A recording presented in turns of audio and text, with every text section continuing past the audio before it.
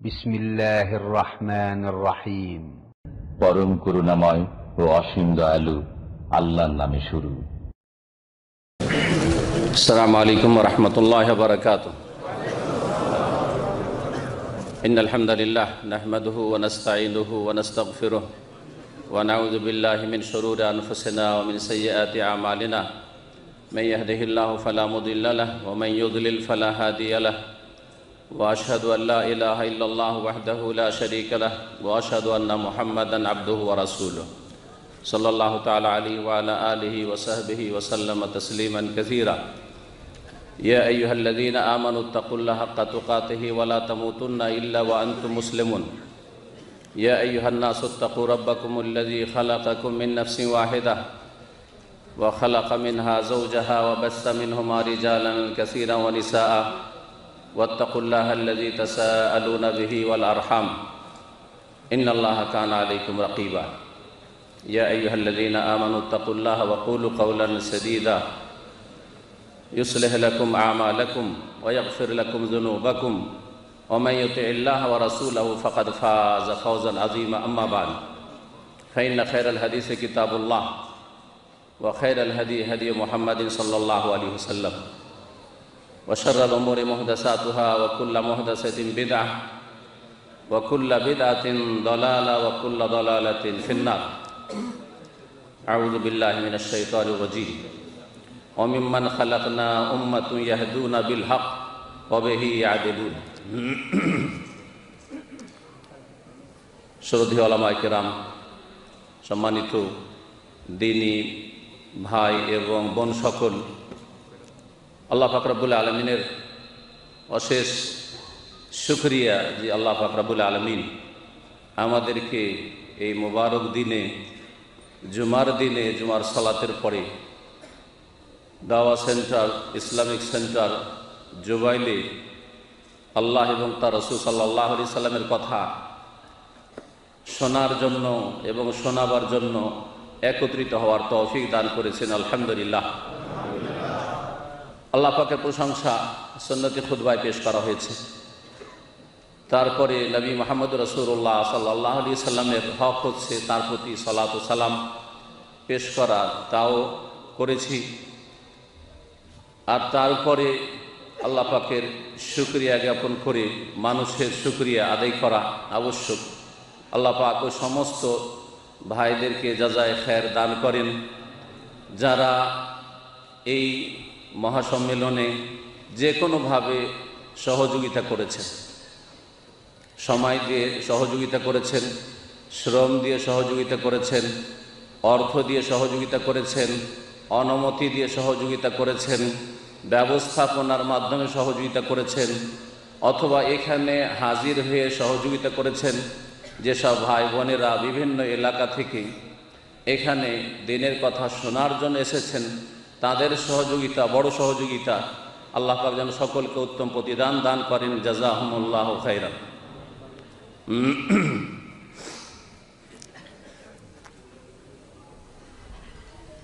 তারপরে বিশেষভাবে শুকরিয়া আদায় করি আমাদের যেসব সম্মানিত দায়ী ভাইয়েরা জুবাইল সেন্টারে রয়েছেন, তাদের আল্লাহ পাক যেন তাদেরকে উত্তম বদলা দান করেন, তাদের নেক আমল কবুল করেন, তাদের দাওয়াতে আল্লাহ পাক বরকত দান করেন এবং আল্লাহ পাক রব্বুল সকলকেই কোরআন সুন্নাহ ভিত্তিক এক হয়ে দাওয়াতি কাজের তৌফিক দান করেন।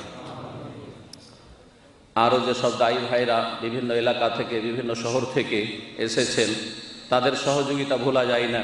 আল্লাহ পাক যেন তাদের নেক আমল কবুল করেন এবং আমাদের সকলের গুনাহ খাতা আল্লাহ পাক যেন মাফ করেন। আমার আলোচ্য বিষয় সম্পর্কে আপনারা শুনলেন, তা হচ্ছে সালাফি দাওয়াতের মূলনীতি এবং আকীদা।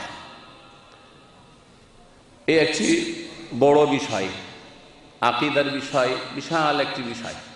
আর আকীদাতে অনেক কিছুই রয়েছে, যার সামান্য হয়তো বলে শেষ করা যাবে না। যার ফলে আকীদার বিষয়টিকে সংক্ষেপ করব, মূলনীতি সম্পর্কে কিছু আলোচনা করব, আর সালাফিদের বৈশিষ্ট্য কেমন হওয়া উচিত এবং তাদের বৈশিষ্ট্য কি তা আপনাদের সামনে সময় যদি সাথ দেয় তো পেশ করার চেষ্টা করব। একটি আয়াত দিয়ে আমার আলোচনা শুরু করেছি। সূরা আরাফ আয়াত নম্বর 181। মহান আল্লাহ ইরশাদ করছেন, অমিম্মান খালাকনা উম্মাতুন ইয়াহদুনা বিল হক, অমিম্মান খালাকনা উম্মাতুন ইয়াহদুনা বিল হক ওয়া বিহি ইয়াদিলুন। আমি যেসবকে সৃষ্টি করেছি, আল্লাহ পাক বলছেন যাদেরকে আমি সৃষ্টি করেছি, অর্থাৎ মানব জাতির মধ্যে উম্মাতুন একটি দল রয়েছে, আগেও ছিল, এখনও আছে, আর কিয়ামত পর্যন্ত থাকবে। আল্লাহ পাকের মখলুক এবং শ্রেষ্ঠ মখলুক হচ্ছে মানব জাতি, তাদের মধ্যে একটি দল উম্মত রয়েছে। আল্লাহ পাক উম্মত বলেছেন।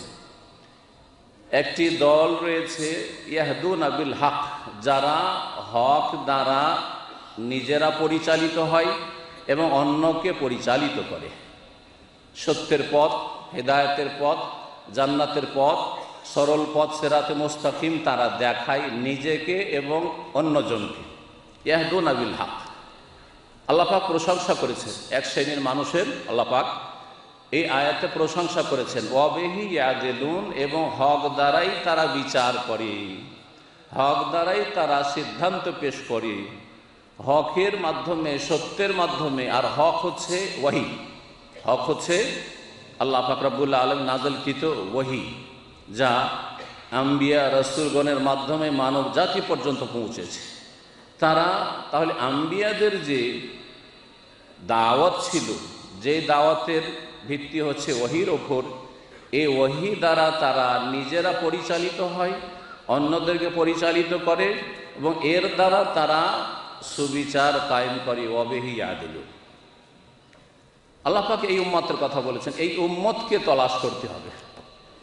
এই দলটি, এই জামাত, এই উম্মত, যারা ফিরকা নয়, ফিরকা মানে যারা আসল দল থেকে, উম্মত থেকে ছড়িয়ে ছিটিয়ে গেছে, তাদেরকে ফিরকা বলা হয়। আর যেই জামাতটি আম্বিয়া এবং রসুলগণের সাথে সর্বদাই থেকেছে, নবী করিম সাল্লাল্লাহু আলাইহি ওয়াসাল্লামের জামানায় সাহাবায়ে কেরাম গণের জামাত, এবং তাদের পরে তাবেঈনদের জামাত, তাদের পরে তাবেঈনদের জামাত, এই ভাই আইম্মায়ে কেরাম, মুহাদ্দিসিনদের জামাত, ফুকাহায়ে কেরামদের জামাত রাহিমাহুমুল্লাহ জামিয়ান ওয়া রাদিয়াল্লাহু আনহুম। এবং তারপরে কিয়ামত পর্যন্ত তাদের অনুসারী যারাই হবে, তারাই হচ্ছে ইয়াহদুনা বিল হক ওয়া বিহি ইয়াদিলুন। এই জামাতটি তাহলে নবী করিম সাল্লাল্লাহু আলাইহি সাল্লাম এবং তার সাথী সঙ্গী খোলাফায়ে রাশিদিন এবং তাদের অনুসারী যারা কিয়ামত পর্যন্ত হবে, এই ধারাবাহিকতার নাম, ওই পথের পথিক। তাদের আকীদা কি? যা মুহাম্মদুর রাসূলুল্লাহ সাল্লাল্লাহু আলাইহি সাল্লামের আকীদা। তাদের মানহাজ কি, চলার পন্থা কি? যা মুহাম্মদুর রাসূলুল্লাহ সাল্লাল্লাহু আলাইহি সাল্লাম এবং খোলাফায়ে রাশিদিন, সাহাবায়ে কেরাম রাদিয়াল্লাহু আনহুম আজমাইন দের ছিল। এবং তাদের আকীদার সাথে ইবাদত বন্দেগীর তরিকা কি? যা মুহাম্মদুর রাসূলুল্লাহ সাল্লাল্লাহু আলাইহি সাল্লামের ইবাদতের তরিকা ছিল, যা সাহাবায়ে কেরাম রাদিয়াল্লাহু আনহু ইবাদত বন্দেগীর তরিকা ছিল। তাদের দাওয়াতের পদ্ধতি কি? যা নবী মুহাম্মদুর রাসূলুল্লাহ সাল্লাল্লাহু আলাইহি সাল্লাম থেকে প্রমাণিত, তার থেকে যা তারা পেয়েছেন, সেটা হচ্ছে তাদের তরিকা। তো এই উম্মত হচ্ছে নবী করিম সাল্লাল্লাহু আলাইহি ওয়াসাল্লাম এবং সাহাবায়ে কেরামদের যে সিলসিলা, ধারাবাহিকতা, এই সিলসিলার নাম, এই ধারাবাহিকতার নাম না। নতুন একটি দল 60 বছর আগে বা 100 বছর আগে, 200 বছর আগে পয়দা হয়েছে, অথবা আরেকটু বেশি তার বয়স, এইরকম নয়, এইরকম নয় আসলে। বরং এই জামাত, এই উম্মত হচ্ছে নবী মুহাম্মদ রাসূলুল্লাহ সাল্লাল্লাহু আলাইহি সাল্লামের সাথী সঙ্গী, যাদেরকে ছেড়ে নবী সাল্লাল্লাহু আলাইহি ওয়াসাল্লাম দুনিয়া থেকে বিদায় নিয়েছেন, এই জামাত এবং এই জামাতের ধারাবাহিকতার নাম। এ হচ্ছে এই দাওয়াতের নাম। যে কোনো নাম দিতে পারেন আপনি। এই দাওয়াতের নাম আহলে সুন্নাত ওয়াল জামাত বলতে পারেন, বা এই জামাতের নাম, উম্মতের নাম আহলে সুন্নাত ওয়াল জামাত বলতে পারেন। এই উম্মতের নাম আপনি সালাফি বলতে পারেন, সালাফি দাওয়াতও বলতে পারেন। এই উম্মতের নাম আপনি কোরআন সুন্নাহর, কোরআন এবং হাদিসের অনুসারী, এবং কোরআনে কারীমের বেশ কিছু আয়াতে কোরআনে কারীমকেও হাদিস বলা হয়েছে, আর রাসূলুল্লাহ সাল্লাল্লাহু আলাইহি ওয়াসাল্লামের হাদিসও হাদিস। আল্লাহু নাযালা আহসান হাদিস, সুতরাং আহলে হাদিস নাম দিয়েও বলতে পারেন। আবার আনসারুস সুন্নাহ, সুন্নাহর সাহায্যকারী নাম দিয়েও বলতে পারেন। যেমন এক এক দেশে তারা এক এক নামে পরিচিত, নামটি বড় বিষয় নাই, কাজটি হচ্ছে বড় বিষয়। ভারত উপমহাদেশে যখন দেখতে যাবেন তো এই ধারাবাহিকতা যে নবী করিম সাল্লাল্লাহু আলাইহি ওয়াসাল্লাম সাহাবায়ে কেরামদের এই সিলসিলার অনুসারী যারা সাহাবায়ে কেরামদের যারা অনুসারী, যারা তাবেঈন তাবা তাবেঈন অনুসারী রাসূলুল্লাহ সাল্লাল্লাহু আলাইহি সাল্লামের পরে, তাদের নাম হচ্ছে আহলুল হাদিস। ভারত, বাংলাদেশ, পাকিস্তানে যখন আপনি ইন্দোনেশিয়া, মালয়েশিয়ায় চলে যাবেন তখন তাদের নাম হচ্ছে আনসারুস সুন্নাহ আল মুহাম্মাদিয়া। মিশরে যাবেন, সুদানে যাবেন, আনসারুস সুন্নাহ আল মুহাম্মাদিয়া। যখন আপনি কেরালায় যাবেন তখন তাদের নাম হচ্ছে নাদওয়াতুল মুজাহিদিন, এইরকম শ্রীলঙ্কায় বা আয়তে। আর যখন আরব দেশগুলিতে আসবেন তখন আরব দেশে তাদের নাম হচ্ছে সালাফদের অনুসারী, সুতরাং তাদের নাম হচ্ছে সালাফি।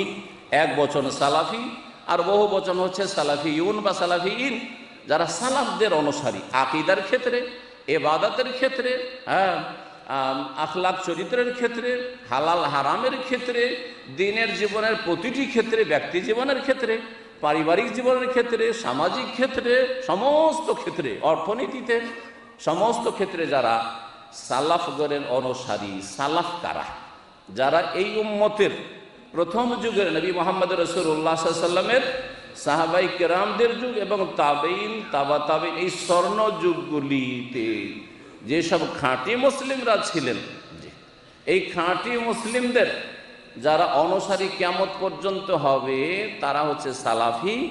আর এই খাঁটি মুসলিমরা স্বর্ণ যুগের সাহাবায়ে কেরামগণ, তাবেঈনগণ, তাবা তাবেঈনগণ, তারা হচ্ছেন সালাফ, তারা হচ্ছেন সালাফ। আর সালাফদের যদি সত্যিকার অনুসারী হয় তো তাহলে তাদেরকে বলা যেতে পারে যে তারা খালাফ। হ্যাঁ, সালাফদের পরবর্তীতে এসেছেন কিন্তু তারা সালাফদের, সাহাবায়ে কেরাম, তাবেঈন তাবা তাবেঈনদের অনুসারী। জি, সুতরাং এই সালাফের নামটি কোরআন সুন্নাহ ভিত্তিক নাম। জি, তবে যেমন বললাম যে নামে যায় আসে না যদি আপনার আকীদা, আমল, মানহাজ, ইবাদত, বন্দেগী, আপনার দিন মেনে চলা তার অনুকূলে না হয়। এই আয়াত সম্পর্কে বলছিলাম, এই আয়াতের ব্যাখ্যা একটি হাদিস পেশ করি। নবী মুহাম্মদ রাসূলুল্লাহ সাল্লাল্লাহু আলাইহি সাল্লাম থেকে সাওবান রাদিয়াল্লাহু তাআলা আনহু বর্ণনা করছেন, ক্বালা রাসূলুল্লাহ সাল্লাল্লাহু আলাইহি ওয়াসাল্লাম লা তাযালু তায়ফাতুম মিন উম্মতি যাহিরিনা আলাল হক লা ইয়াদুররুহুম মান খাযালাহুম হাত্তা ইয়াতিয়া আমরুল্লাহি ওয়া হুম কাযালিকা। বলছেন নবী মুহাম্মদ রাসূলুল্লাহ সাল্লাল্লাহু আলাইহি ওয়াসাল্লাম যে আমার উম্মতের একটি দল, এখানেও তায়েফা বলা হয়, তায়েফা মানে জামাত, একটি দল, একটি দল হবে জাহেরিন আলাল হক, যারা সত্যের ওপর সবসময় বিজয়ী হবে, সত্যের ওপর তারা সবসময় সাকসেস থাকবে, কামিয়াব থাকবে, সত্যের ওপর তারা জয়ী হয়ে থাকবে। লা ইয়াদুররুহুম মান খাযালাহুম, যারা তাদের সঙ্গ ছেড়ে দেবে, তাদেরকে অসহায় করে দেওয়ার চেষ্টা করবে, তাদেরকে অপদস্থ করার চেষ্টা করবে, কোনো ক্ষতি করতে পারবে না। লা ইয়াদুররুহুম মান খাযালাহুম, যতই বিরোধিতা করুক না কেন, যতই শত্রুতা করুক না কেন, তাদের ক্ষয়ক্ষতি করতে পারবে না, বরং তারা সবসময় হকের ওপর জয়ী থাকবে। যাহিরিন আলাল হক, সত্যের ওপর তারা বিজয়ী থাকবে, তাদের সংখ্যা বাড়তেই থাকবে। লক্ষণটি ভালো করে একটু বুঝুন, তাদের সংখ্যা বাড়তেই থাকবে। যখন নবী মুহাম্মদ রাসূলুল্লাহ সাল্লাল্লাহু আলাইহি ওয়াসাল্লামের দাওয়াত সম্পর্কে রোমের রাজার সামনে জিজ্ঞাসা করা হয় আবু সুফিয়ানকে যে মুহাম্মদ সাল্লাল্লাহু আলাইহি সাল্লামের যারা অনুসারী তাদের সংখ্যা কমছে না বাড়ছে, ইয়াজিদুন আম ইয়ানকুসুন, তাদের সংখ্যা বাড়ছে না কমছে, কি জবাব দিয়েছিল আবু সুফিয়ান? অথচ আবু সুফিয়ান তখনও ইসলাম গ্রহণ করেন রাদিয়াল্লাহু আনহু, তখনও কুফরির অবস্থায় ছিল, কিন্তু তিনি বলছেন যে যাতে করে এটা প্রমাণিত না হয় যে আমি একজন মিথ্যুক লোক, এই ভয়ে শুধু সত্য কথা বাধ্য হয়ে বলেছিলাম, নিরুপায় হয়ে আমি বলেছিলাম। কারণ আরবরা কাফের মুশরিক হইল ওই যুগে মিথ্যা কথা বলা কখনো মেনে নিতে পারে না, যে কেউ মিথ্যাবাদী বলবে, মিথ্যুক বলবে, আর আমি সাব্যস্ত হয়ে যাবো মিথ্যুক, এটা হতেই পারে না। এই ভয়ে সত্য কথা বলেছিলেন তিনি। বলছেন যে বালিয়াজিদুন, তাদের সংখ্যা বাড়তেই আছে, কমে না তাদের সংখ্যা। এখন দেখুন পৃথিবীতে যে কোরআন সুন্নাহর দাওয়াত চলছে, কোরআন সুন্নাহর অনুসারীদের সংখ্যা বাড়ছে না কমছে? বাড়ছে। এটা হাক্কানিয়তের পরিচয়, ভালো করে মনে রাখবেন। এটা হচ্ছে যে এই দল সত্য পথে রয়েছে, ওহির পথে রয়েছে, কোরআন সুন্নাহর পথে রয়েছে, রাসূলুল্লাহ সাল্লাল্লাহু আলাইহি ওয়াসাল্লাম, খোলাফায়ে রাশিদিন, সাহাবায়ে কেরামদের পথের অনুসারী, যার ফলে মানুষের প্রকৃতিতে রাখা আছে হককে কবুল করা। যতই চেষ্টা করেন বাধা দেওয়ার, মানুষের আল্লাহ পাক মানুষকে সৃষ্টি করেছেন এমন প্রকৃতি দিয়ে, যেটাকে বলা হচ্ছে ফিতরাত, কুল্লু মাউলুদিন ইউলাদু আলাল ফিতরাত। প্রত্যেক মানুষ জন্মায় কিসের ওপর? ফিতরাত, হককে কবুল করা। ফিতরাত মানে হচ্ছে ফিতরাতে ইসলাম, যেটা হচ্ছে হক। সত্যকে গ্রহণ করব এই মন মানসিকতা সকলের থাকে, কিন্তু পারিপার্শ্বিক অবস্থার কারণে বাপ খারাপ, মা খারাপ, অথবা ভাই বোন খারাপ, সমাজ খারাপ, দেশের ওলামা হচ্ছে বিদাতি ওলামা, শিরক বিদাতের শিক্ষা দেয়, পীর মরিদের ব্যবসার শিক্ষা দেয়, তামিজ তুমারের শিক্ষা দেয়, যার ফলে বাপ মা যেমন হয় তেমন ছেলে হয়ে যায়। বাপ মা খারাপ, যেরকমই খারাপ হোক, জি, আকিদার ক্ষেত্রে খারাপ অথবা আমলের ক্ষেত্রে খারাপ, খারাপ হলে তখন খারাপ হয়ে যায় ছেলে। কিন্তু সকলের ঘরে ছেলে মেয়ে যে জন্মায় আলাল ফিতরা, তার আসল প্রকৃতির উপর, সেটা হচ্ছে সত্যকে গ্রহণ করার মতো যোগ্যতা।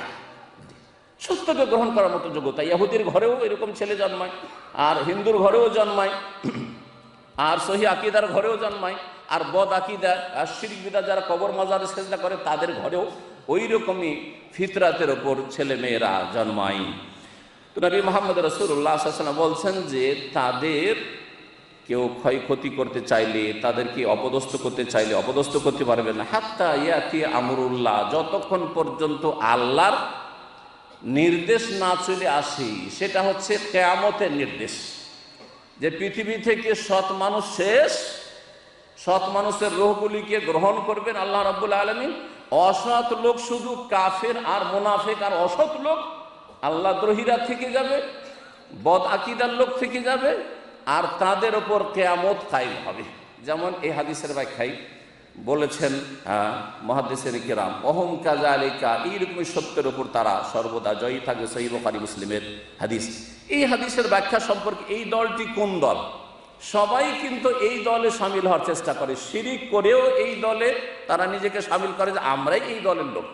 বিদআত করেও মনে করে, নবীর তরিকা ছেড়ে দিয়েও মনে করে যে আমরাই হচ্ছি এই দলটি। সবাই দাবি করে, কিন্তু দাবি করলে তার জন্য দলিল পেশ করতে হবে। যদি কোনো জমি জায়গার দাবি করে যে এটা আমার, তাহলে প্রথম সরকার কি বলবে যে তোমার দলিল পেশ করো, প্রুফ পেশ করো যে তোমার নামে আছে, তোমার রেকর্ড আছে, তোমার কাছে কাগজপত্র আছে। জি, তো দলিল দিতে হবে। দলিল হচ্ছে যে আপনি কাল আল্লাহ কাল আর রসুল মানছেন কি মানছেন না।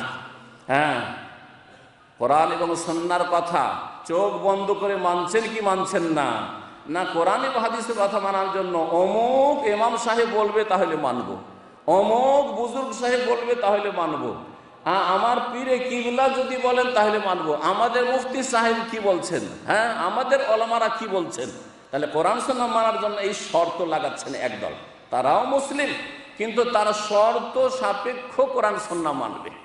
আর যারা বিনা শর্তে কোরআন এবং সুন্নাহ, আল্লাহ এবং রসুলের কথা সাল্লাল্লাহু আলাইহি ওয়াসাল্লাম মানবে, তারাই হচ্ছে এই দলটি, যেই দলটি হকের ওপর জয়ী থাকবে। এই দলের লক্ষণ সম্পর্কে সূরা আরাফের আয়াত নম্বর 170 আল্লাহ পাক ইরশাদ করেছেন, ওয়াল্লাযীনা ইউমাসসিকুনা বিল কিতাব, যারা আল কিতাবকে মজবুত করে আঁকড়ে ধরে। ইউমাসসিকুনা বিল কিতাব, আল কিতাব, আল কিতাব যেমন কোরআনে কারীম, তেমনি আল কিতাব হচ্ছে আল্লাহর বিধান, যার মধ্যে রাসূলুল্লাহ সাল্লাল্লাহু আলাইহি ওয়াসাল্লাম হাদিসও শামিল। এর দলিল সম্পর্কে আমি একাধিকবার আলোচনা করেছি যে নবী মুহাম্মদ রাসূলুল্লাহ সাল্লাল্লাহু আলাইহি ওয়াসাল্লামের কাছে একটা ব্যভিচারের ঘটনায় একজন লোক এসে মুসলিম বলছেন যে ইকদে বাইনানা বিকিতাবিল্লাহ, আল্লাহর কিতাব দিয়ে আমাদের মাঝে ফয়সালা করুন ইয়া রাসূলুল্লাহ। নবী মুহাম্মদ রাসূলুল্লাহ সাল্লাল্লাহু আলাইহি ওয়াসাল্লাম বললেন যে বিবাহিতর জন্য, বিবাহিতার জন্য রজম, আর অবিবাহিতার জন্য হচ্ছে জালদম মিয়াতিন, 100টি বেত্রাঘাত করা। তো এই রজমের কথা কোরআনে কারীমে কোথায় আছে? তাহলে বোঝা কিতাবুল্লাহ মানে শুধু কোরআনে কারীম না, কিতাবুল্লাহ মানে হচ্ছে আল্লাহর নাযিলকৃত বিধান। সেটা কোরআনে কারীমও হইতে পারে, অথবা সেটা রাসূলুল্লাহ সাল্লাল্লাহু আলাইহি ওয়াসাল্লামের হাদিসের ওহী হইতে পারে, দুটোই হচ্ছে ওহী।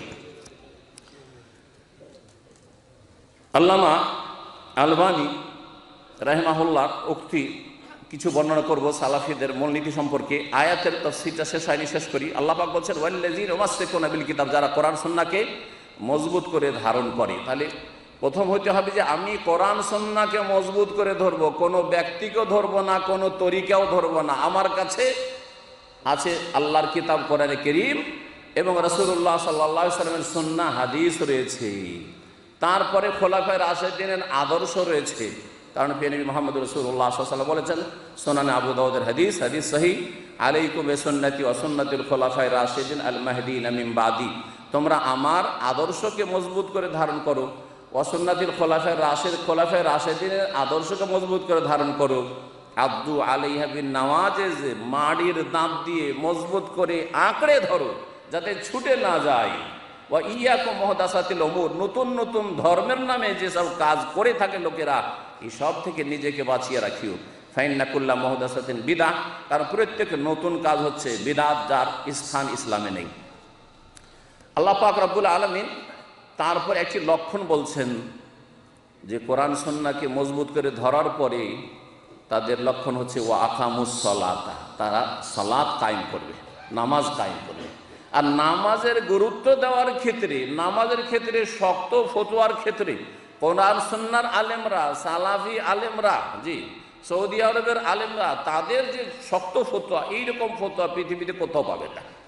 আমাদের দেশের লোকেরা মনে করে, আমরাও মাদ্রাসা পড়ে মনে করতাম যে নামাজ না পড়লে কি হবে, এই লোকটি মেলা ভালো কাজ করে, বাপ মায়ের সেবা করে, বোনগুলির বিয়ে দিল, ভাইদেরকে মানুষ করলো, আর আত্মীয় স্বজনদের খোঁজ খবর রাখে, আর মেলা ভালো কাজ করে, জান্নাত পাবে না কেন, এই সবই জানতাম।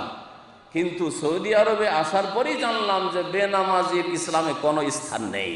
লা হাজ্জা ফিল ইসলাম মান তারাকা সালাহ, যে ব্যক্তি নামাজ ছাড়ে, অবহেলা করে, অলসতা করে, পড়ছি অস্বীকার করে নয়, তার কোনো স্থান ইসলামে নেই। তাই আল্লাহ পাক বলছেন যে যারা সত্যিকার নবী মুহাম্মদ রাসূলুল্লাহ সাল্লাল্লাহু আলাইহি সাল্লামের জামাত, জি যাকে আল্লাহ উম্মত বলেছেন, যাকে জামাত বলা হয়েছে বিভিন্ন হাদিসে, তারা ওয়া আকামুস সালাহ, নামাজ কায়েম করবে। নামাজ না কায়েম করলে মুসলিম থাকে না, নামাজ পড়লে মুসলিম থাকে, আর নামাজ ছেড়ে দিলে মুসলিম থাকে না। 4 ওয়াক্ত নামাজ পড়লেন, ফজর নামাজ পড়লেন না, মসজিদে এসে জুমাতে হাজির, আপনি সকালবেলা থেকে মুসলিম না, সকালবেলা থেকে মুসলিম না। আবার যখন মসজিদে আসলেন, নামাজ পড়লেন, তখন হয়তো আবার মুসলিম হইলেন। আল্লাহ জানে কোন অবস্থায় আপনার মওত হবে, ইসলামের অবস্থায় মওত হবে না কুফরির অবস্থায় মওত হবে। অধিকাংশ পাপীদের ভালো অবস্থায় মওত হয় না। যারা এইরকম জীবনযাপন করে, মাঝে মাঝে নামাজ পড়লাম, মাঝে মাঝে পড়লাম না, মাঝে মাঝে ইসলামে আছে, মাঝে মাঝে কুফরিতে আছি, তাদের ভালো অবস্থায় মওতের তৌফিক আল্লাহ দেন না। ইন্না লা নুযিউ আজরাল মুসলিহিন, নিশ্চয় আমি যারা সংস্কারক মুসলেহ, তাদের প্রতিদানকে, বদলাকে বিনষ্ট করি না। আল্লাহ পাক মুসলেহ বলেছেন, সংস্কারক, রিফর্মার, মুজাদ্দিদ কারা, কাদের দ্বারা সংস্কারের কাজ হবে, সংশোধনের কাজ হবে, ইসলার কাজ হবে, দাওয়াতের কাজ হবে।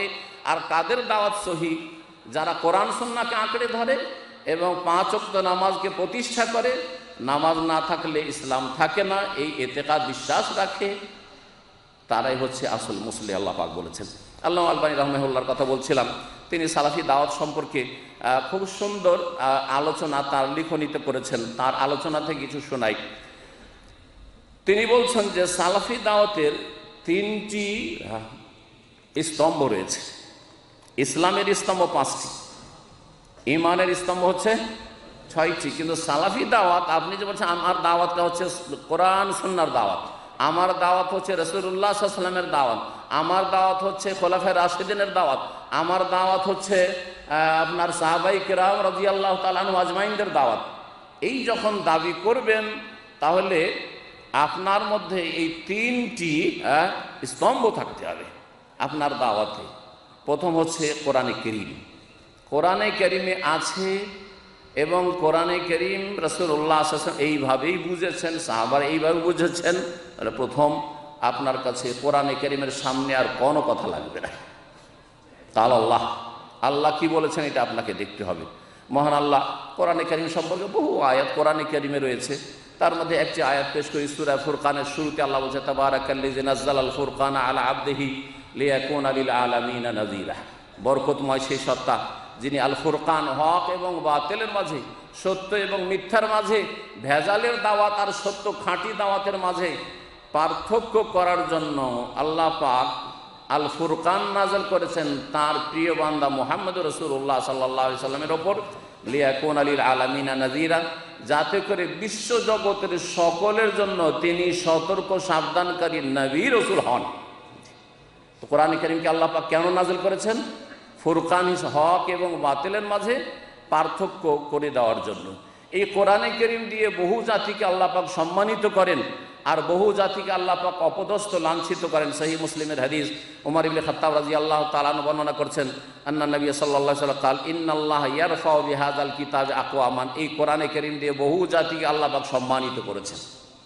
কোরআনে কারীম দিয়ে আল্লাহ পাক বহু জাতিকে সম্মানিত করেছেন মুহাম্মদুর রাসূলুল্লাহ সাল্লাল্লাহু আলাইহি সাল্লামকে।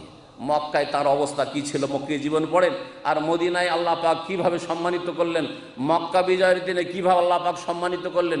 এ তো ছিল দুনিয়ার সম্মান, আর আখিরাতে আল্লাহ পাক কত যে সম্মান আল্লাহ পাক রেখেছেন। তার জন্য মাকামে মাহমুদ রয়েছে, তার জন্য আল ওয়াসিলা আতি মুহাম্মাদানিল ওয়াসিলাতুল ফাদিলা ওয়াবআসু মাকাম মাহমুদ আল্লাযী ওয়া'আদতা। তার কাছে হাউজে কাউসার রয়েছে, তার কাছে শাফাআত রয়েছে, শাফাআতে কুবরা রয়েছে, উজমা রয়েছে। আল্লাহ পাক এই কোরআনে কারীম দিয়ে সম্মানিত করেছেন রাসূলুল্লাহ সাল্লাল্লাহু আলাইহি ওয়াসাল্লামকে, খোলাফায়ে রাশেদিনকে, সাহাবায়ে কেরামদেরকে, আর তারপরে মুসলিম উম্মতের ওই সমস্ত লোকদেরকে যারা কোরআনকে আঁকড়ে ধরেছি। ইন্নাল্লাহা ইয়ারফাউ বিহাযাল কিতাবি আকওয়ামান ওয়া ইয়াযাউ বিহি আখারিন। আর বহু জাতিকে আল্লাহ বা কোরআন দিয়ে লাঞ্ছিত অপদস্থ করেন। যারা কোরআনে কারীমের দাওয়াতকে অবজ্ঞা করেছে, অস্বীকার করেছে, যারা না পালন করেননি, তা পালনে শিথিলতা করেছে, অবহেলা করেছে, কোরআনে কারীম বরকতের জন্য বাড়িতে রেখেছে, তাবিজের জন্য ব্যবহার করে, কোরআনে কারীমকে মৃতদের জন্য ব্যবহার করে। আমাদের দেশের মানুষরা অধিকাংশই কোরআনে কারীমের প্রয়োজন বোধ করে মতের সময় থেকে, তারপরে সারা জীবন না। 60 বছর বাঁচলো, কোরআনের কোনো প্রয়োজন নেই। যখন মরার সময় আসলো তখন চারিদিক থেকে ঘিরে নিয়ে কোরআন পাঠ, ইয়াসিন পাঠ করো শুরু করতে হবে, এই জন্য কোরআন। আর মরে গেল তখন কোরআন পড়া, যতক্ষণ দাফন না হইল এই বিদাতি তরিকার কোরআন পড়া চলতেই আছে। কোনো প্রমাণ দিতে পারবেন যে নবী মুহাম্মদ রাসূলুল্লাহ সাল্লাল্লাহু আলাইহি ওয়াসাল্লামের মৃত মোবারক দেহর পাশে নবী সাল্লাল্লাহু আলাইহি ওয়াসাল্লাম বিবিগণ কোরআন তেলাওয়াত করেছেন? না তার আগেই করেছেন, মৃত্যুর আগে না মৃত্যুর পরে? প্রমাণ দিতে পারবেন? তাহলে প্রমাণ নাই, আর করে যাচ্ছেন, আর সওয়াবের আশায় করে যাচ্ছেন, জান্নাতে পাঠাবার আশায় করে যাচ্ছেন। নবী সাল্লাল্লাহু আলাইহি ওয়াসাল্লামের জীবদ্দশায় তার আপনজন, তার স্ত্রী মারা গেছে, তার মেয়েরা 3 জন মেয়ে মারা গেছেন, সাহাবীরা অনেকে মারা গেছেন। কারো পাশে বসে কোরআন পড়া, অথবা কারো ইন্তেকালের পরে কোরআন পড়ে যে কোরআন খানি করে বক্সা দাও, জান্নাতে পাঠাবার ব্যবস্থা করো, ইসালে সওয়াব রেসানির ব্যবস্থা করো, কুল খানি করো, ফাতিহা খানি করো, এগুলি কি কোথাও পেয়েছেন কোরআন হাদিসে? তলাশ করা তো দরকার মনে করেন না? আর যারা তলাশ করে তাদের কথা তো শোনার প্রয়োজন মনে করেন না, তাহলে হিদায়াত কোত্থেকে আসবে? আল্লাহ পাক যেন বুঝার তৌফিক দান করেন। তো আমাদের দেশের অধিকাংশ মানুষেরা পয়সাওয়ালারা কেন কোরআন শেখায় না? কারণ কোরআনে সারা জিন্দগি প্রয়োজন হলো না, কোনো দরকার হলো না। মতের পরে দরকার হবে, আর ভাড়াটা হুজুর পাওয়া যাচ্ছে, হাফেজ পাওয়া যাচ্ছে, অসুবিধাটা কি? ভাড়া করে নিয়ে চলে আসবো। যে যত পয়সা দিয়ে তার বাড়ি বেশি ভিড়ভাড় দেখবেন মোল্লাদের বগলে কোরআন নিয়ে। এই হচ্ছে আমাদের দেশের মুসলিম সমাজের অধিকাংশ লোকের অবস্থা। আল্লাহ পাক যেন সকলকে হেদায়েতের দিকে ফেরার তৌফিক দান করেন। বহু জাতিকে আল্লাহ পাক কোরআন দিয়ে লাঞ্ছিত করে। কোরআন ঘরে আছে, কোরআনের হক আদায় করে না। কোরআন তাদের কাছে আছে, কোরআনের হক আদায় হয় না। না কোরআনের শিক্ষা আছে, না কোরআনে কারীমের প্রতি আমল আছে, না কোরআনে কারীমের আকীদা তাদের আছে, না কোরআনে কারীমের দাওয়াত আছে, না কোরআনে কারীমের চর্চা রয়েছে। আর খুব বেশি যদি খেদমত করে তো কোরআন হাফেজ বানিয়ে দিল, বিশাল ব্যাপার করে দিল। কোরআনের কারি সাহেব বানিয়ে দিয়েছে, অনেক বড় ব্যাপার স্যাপার করে দিয়েছে, এই রকমের ধারণা। তাহলে কি করে সম্মানিত হবেন এই কোরআনে কারীম দিয়ে? বরং লাঞ্ছনা আমাদের ওপর থেকে দূর হবে না। আল্লাহ পাক যেন বোঝার তৌফিক দান করেন। তো সালাফি দাওয়াতের প্রথম যেই খুঁটি সেটা হচ্ছে কোরআনে কারীমকে ভিত বানাইতে হবে। 2 নম্বর সেটা হচ্ছে as-সুন্নাহ সাহিহা, সহি সুন্নাত। জি, হাদিসের ক্ষেত্রে সহি কথা অবশ্য লাগাইতে হবে, কারণ হাদিসের মধ্যে দুর্বল, জাল, মৌজু, মুনকার মেলা রকমের এমন হাদিসের ছড়াছড়ি, যেই হাদিসগুলির কোনো ভিত্তি নবী মুহাম্মদ রাসূলুল্লাহ সাল্লাল্লাহু আলাইহি ওয়াসাল্লাম থেকে নেই, প্রমাণিত নয়, সাব্যস্ত নয়, আর সেগুলির ওপর অধিকাংশ লোকের আমল আছে। অধিকাংশ বিদাতগুলির পিছনে যা কাজ করেছে তা হচ্ছে জাল জয়ীফ হাদিস। যে কোনো বিদাতের পিছনে দেখবেন যে কিছু জাল জয়ীফ হাদিস অবশ্যই পাবেন। আর যারা এই সালাফি দাওয়াত থেকে দূরে সরে আছে, তাদের কাছে এইসবের কোনো পার্থক্য নেই। হাদিস শরীফে আছে বললেই হইল, বর্ণিত আছে বললেই হইল, হ্যাঁ, হুজুরে পাক বলেছেন বলে দিলেই হইল, ব্যাস। আর দেখা দেখি না কোন কিতাবে আছে, সহি না জয়ীফ না জাল, কিছুই দেখার প্রয়োজন নেই। সালাফি দাওয়াতের দ্বিতীয় স্তম্ভ হচ্ছে যে সহি সুন্নাত, সহি হাদিস জানবেন, মানবেন, তার বাস্তবায়ন করবেন। এই বিষয়টি অত্যন্ত জরুরি। এই জাল জয়ীফের ছড়াছড়ির যুগে আল্লাহ পাক রব্বুল আলামিন যেন আমাদেরকে সহি সুন্নাহ মোতাবেক আমল করার তৌফিক দান করেন। প্রিয় নবী মুহাম্মদ রাসূলুল্লাহ সাল্লাল্লাহু আলাইহি ওয়াসাল্লাম একটি হাদিস শোনাই, বলছেন তিনি, তারাকতু ফিকুম আমরাইন, তোমাদের মাঝে দুটো জিনিস ছেড়ে যাচ্ছে। দুটো জিনিসের কথা বলেছে, দুটো বিষয় ছেড়ে যাচ্ছি।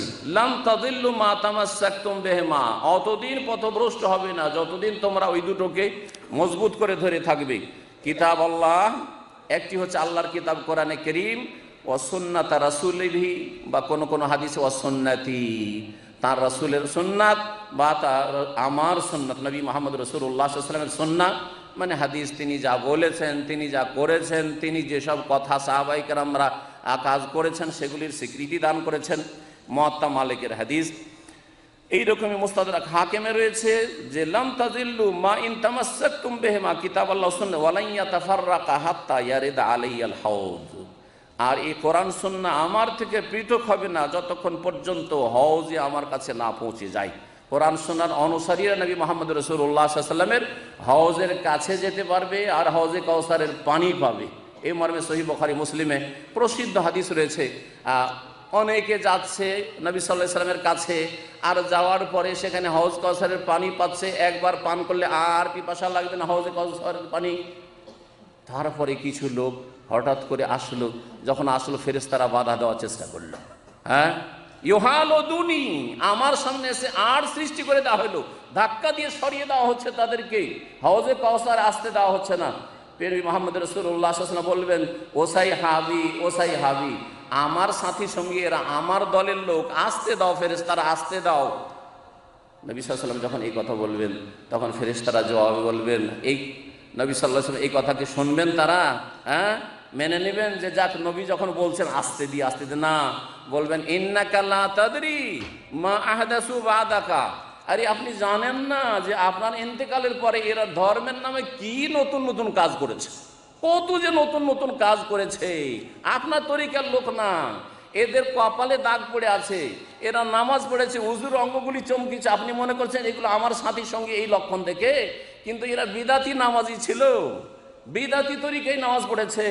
জি হ্যাঁ, শুরু করেছে বিদাত দিয়ে, শেষ করেছে বিদাত দিয়ে, সারা জীবনে বিদাত আর বিদাত, মিলাদ আর কিয়াম আর শবে বরাত আর এই মাজার আর ইত্যাদি ইত্যাদি শিরক বিদাতে এরা লিপ্ত ছিল। মা আহাদাসু বাদাকা মিনা শিরকি ওয়াল বিদআহ, এরা কি যে শিরক বিদাত করেছে আপনার নিয়ে আসা দিন ছেড়ে দিয়ে আপনি জানেন না। নবী মুহাম্মদ রাসূলুল্লাহ সাল্লাল্লাহু আলাইহি ওয়াসাল্লাম তখন বলবেন ফেরেশতাদেরকে, ফাসোহকান সোহকান লিমান গায়্যারা বাদি, দূরে সরিয়ে দাও, তাড়িয়ে দাও এদেরকে, যারা আমার পরে আমার নিয়ে আসা দিনকে পরিবর্তন করে দিয়েছে, বদলে দিয়েছে। 3 নম্বর স্তম্ভ হচ্ছে সালাফি দাওয়াতের যে আপনি কোরআন সুন্নাহকে বুঝবেন আপনার দৃষ্টিভঙ্গিতে না। অধিকাংশ লোক এখানে গোমরাহ হয়েছে। কোরআন সুন্নাহকে বুঝবেন আপনি সালাফে সালেহিনদের দৃষ্টিভঙ্গিতে। এই কোরআনে কারিমের আয়াতটি অথবা রাসূলুল্লাহ সাল্লাল্লাহু আলাইহি ওয়াসাল্লাম এই হাদিসটি খোলাফায়ে রাশেদিন কিভাবে বুঝেছেন, আবু বকর কিভাবে বুঝেছেন, ওমর কিভাবে বুঝেছেন, ওসমান কিভাবে বুঝেছেন, আলী কিভাবে বুঝেছেন, অন্যান্য আশরায়ে মুবাশশিরা কিভাবে বুঝেছেন, বদরি সাহাবীরা কিভাবে বুঝেছেন, হ্যাঁ, মুহাজিরিনরা কিভাবে বুঝেছেন, আনসাররা কিভাবে বুঝেছেন, আর তারপরে তাবেঈনরা, হ্যাঁ, বড় বড় উলামায়ে কেরাম, আইম্মায়ে কেরাম ছিলেন তাবেঈনদের মধ্যে, তারা কিভাবে বুঝেছেন, চার ইমাম, ইমাম আবু হানিফা, শাফি, মালিক, আহমদ রাহিমাহুমুল্লাহ, তারা কি দৃষ্টিভঙ্গি নিয়ে এই আয়াতের অর্থ বুঝেছেন, এই হাদিসের অর্থ বুঝেছেন, তাদের দৃষ্টিভঙ্গিটাকে সামনে রাখতে হবে। সালাফদের দৃষ্টিভঙ্গি নিয়ে কোরআন এবং হাদিসকে বোঝার চেষ্টা করতে হবে। এই এমন একটি বিষয়, এটি হচ্ছে সালাফি দাওয়াতের এমন একটি বৈশিষ্ট্য যা অন্য কোনো দাওয়াতে, অন্য কোনো জামাতে, অন্য কোনো দলে পাবেন না আপনি। আর যার ফলে গুমরাহি হয়েছে, সেটা পুরাতন যুগের বিভিন্ন ফিরকা দল উপদলে হোক, অথবা বর্তমান যুগের বিভিন্ন দল উপদল ফিরকা গুমরাহ দলগুলিতে হোক, অথবা কিয়ামত পর্যন্ত যেসব গুমরাহরা আসবে, গুমরাহ দলগুলি আসবে, সেগুলির মধ্যে হোক, তাদের মধ্যে এই বৈশিষ্ট্য নেই। তারাও কোরআনের কথা বলে, তারাও রাসূলুল্লাহ সাল্লাল্লাহু আলাইহি ওয়াসাল্লাম হাদিসের কথা বলে, হ্যাঁ, কিন্তু কোরআন স্বাধীনভাবে বোঝার চেষ্টা করে। সাহাবীরা কিভাবে বুঝেছেন ওটা দেখার বিষয় নয়। তার সাহাবায়ে কেরামদের সামনে কোরআন নাযিল হচ্ছে, আয়াতগুলির উপর তারা আমল করেছেন না করেননি? কম করেছেন আমাদের চাইতে না বেশি? আমাদের চাইতে বেশি করেছেন। তাহলে তারা যেইভাবে বুঝেছেন, যেইভাবে আমল করেছেন, ওইভাবে আপনাকে বুঝতে হবে না? জি হ্যাঁ, ওই দৃষ্টিভঙ্গি থেকে বুঝতে হবে। যদি বলেন না না না না এটার অর্থ এইরকম, অথচ এই অর্থের হদিস কোনো সাহাবী থেকে পাওয়া যাচ্ছে না, কোনো তাবেঈ থেকেও পাওয়া যাচ্ছে না, আর আপনি এই রকমের ব্যাখ্যা করছেন, কোরআনে কেউ তাফসীর করছেন, কোরআন আয়াতের অথবা হাদিসের আপনি ব্যাখ্যা করছেন, যেটা অপব্যাখ্যা, যেটাকে তাহরিফ বলা হয়। কোরআনে কারিমের শব্দ তো বদলাতে পারেনি বিদআতপন্থীরা, কিন্তু তারা অর্থ বিকৃত করেছে, অর্থে তারা রদবদল করার চেষ্টা করেছে। তাহরিফে লফজি করতে পারে, কিন্তু তাহরিফে মানবী করেছে, অর্থের দিক থেকে তারা বিকৃতি ঘটাবার চেষ্টা করেছে। এইভাবে বিভিন্ন রকমের বিদআত ধর্মের নামে ছড়িয়েছে, আর বিদআতি দল পয়দা হয়েছে। প্রাচীন যুগে খারেজি পয়দা হওয়া, তারপরে আপনার রাফেজি পয়দা হওয়া, আর তারপরে যতগুলি জাহমিয়া আর মুতাজিলা আর যত জবরিয়া, কাদরিয়া, যত ফিরকা, এই ফিরকাগুলি গুমরাহ হয়েছে শুধু এই পয়েন্টটিতে, তারা কোরআন এবং হাদিসকে স্বাধীনভাবে বুঝবো, যুক্তি দিয়ে বুঝবো। নবী সাল্লাল্লাহু আলাইহি ওয়াসাল্লামের সাহাবীরা কীভাবে বুঝেছেন না, সেটা দেখার বিষয় নয়, যার ফলে তারা গুমরাহ হয়েছে। এইরকমই নতুন যুগের কথা বলি, বর্তমান যুগে যতগুলি ফিরকা গুমরাহির শিকার হয়েছে, আংশিক হোক অথবা পুরাপুরি হোক, কেউ আংশিক গুমরাহির শিকার আর কেউ পুরোপুরি গুমরাহির শিকার, এই দলগুলি ঠিক এইভাবেই গুমরাহ হয়েছে। কোরআন হাদিসকে বুঝবে স্বাধীনভাবে। যেমন কিছু দল আছে, তারা নিজেরাই তফসির করে, বসে যাবে তাদের সাপ্তাহিক বা মাসিক বৈঠকে, নিজেরাই তফসির করবে, কেউ তাদের মধ্যে আলেম নাই, হ্যাঁ, কলেজ ইউনিভার্সিটিতে লেখাপড়া করেছে, হ্যাঁ, আর তারপরে তোমাকে এই সূরার তফসির করতে হবে, এই আয়াতের তফসির করতে হবে, সব তফসির করছে। জি, যেই দল যেই উদ্দেশ্য রাখে, যেই টার্গেট রাখে, ওই রকমের তফসির করে। যাদের রাজনৈতিক উদ্দেশ্য আছে, তখন ওই রাজনৈতিক তফসির করে, যার ফলে তখন ওই রাজনৈতিক তফসিরের কিতাবগুলি শুধু পড়ার জন্য তারা অ্যাডভাইস করে যে অমুক তফসিরটা পড়বেন, অমুক তফসিরটা পড়বেন, এই কাজ করে। আশা করি আপনারা বুঝতে পারছেন। আর যারা অন্য রকমের রয়েছে, তারা অন্য রকমের তাফসীর করে। যেমন যারা বিভিন্ন রকমের বেদাতি জিকির আজকারে রয়েছে, তখন ওই জিকির আজকারের আয়াতগুলি, আর তারপরে এই ধরনের তাজকিয়া নফস, আত্মার পরিশুদ্ধির আয়াতগুলিকে তারা ওই সুফিদের সুফিয়ানা তাফসীর করে, বিদাতি সুফিদের তাফসীর করে, সাহাবায়ে কেরামদের তাফসীর তখন তারা করে না। জি, আত্মার পরিশুদ্ধি সম্পর্কে তখন নিজের খেয়াল খুশি তারা তাফসীর করে, যার ফলে গুমরাহির শিকার হয়। আর একটি দলের কথা বলা অত্যন্ত জরুরি, যেটা আজকালকার জামানে মুসলিমদের মধ্যে বড় ফিতনা, সেটা হচ্ছে খারেজি। পুরাতন যুগের খারেজি আর নতুন যুগের খারেজি। নতুন যুগের খারেজিরা ঠিক ওইভাবেই গুমরাহ হয়েছে। কোরআনের কথা তারাও বলে, কোরআন আয়াত, জিহাদ করবে, লড়াই করবে, হ্যাঁ, এই আয়াত পড়ে, হাদিস পড়ে, কিন্তু কোরআনের আয়াত এবং হাদিসটা কিভাবে নবী সাল্লাল্লাহু আলাইহি ওয়াসাল্লাম সাহাবায়ে কেরামদেরকে বুঝিয়েছেন, তার কথার দ্বারা, তার আমল দ্বারা, প্র্যাকটিক্যাল করে, এবং সাহাবায়ে কেরামরা এই আয়াতগুলির ওপর, হাদিসগুলির উপর কেমনভাবে আমল করে বাস্তবায়ন করেছেন, সেটা দেখার বিষয় না। চার ইমাম এবং মুহাদ্দিসিন, ইমাম বুখারী, মুসলিম ইত্যাদি আইম্মায়ে মুহাদ্দিসিন, তারা কিভাবে এই হাদিসগুলি বুঝেছেন, আয়াতগুলি বুঝেছেন, এটা দেখার বিষয় নয়। একটি আয়াত নিয়ে নিল আর তারপরে নিজেই তাফসীর করা শুরু করলো, আর রাস্তায় 18 বছর, 20 বছর, 22 বছর বয়স, রাস্তায় বেরিয়ে গেল আর বলছে যে এখন আমি জিহাদে নেমেছি। জি, এরা এইভাবে নতুন যুগের খারেজি পয়দা হচ্ছে। কেন? তারা নবী মোহাম্মদ রাসূলুল্লাহ সাল্লাল্লাহু আলাইহি ওয়াসাল্লামের সাহাবায়ে কেরাম যারা সালাফ, তাবেঈন, তাবা তাবেঈন যারা সালাফ, তাদের দৃষ্টিভঙ্গিতে কোরআন এবং হাদিস বুঝে না। একটু ক্লিয়ার না করলে আর বুঝবেন না। নবী করিম সাল্লাল্লাহু আলাইহি ওয়াসাল্লামের যুগে জিহাদের জন্য হুকুম কে করতেন? নবী মোহাম্মদ রাসূলুল্লাহ। বদরে, ওহুদে, মক্কা বিজয় যেতে হবে, কে এই হুকুমটা করতেন? কে করতেন? একজন না দুইজন? একজন, তিনি হচ্ছেন মুহাম্মদুর রাসূলুল্লাহ সাল্লাল্লাহু আলাইহি ওয়াসাল্লাম। আর কেউ করতো? কখনো জিহাদের জন্য আবু বকর একাই বেরিয়ে গেল বিনা হুকুমে, ভালো কাজে তো যাচ্ছি, আবার নবীর হুকুম নেওয়ার দরকার কি? করেছেন নাকি? না, কখনো করেন নাই। তারপরে নবী মোহাম্মদ রাসূলুল্লাহ সাল্লাল্লাহু আলাইহি ওয়াসাল্লামের তিরোধানের পরে খলিফা হলেন কে?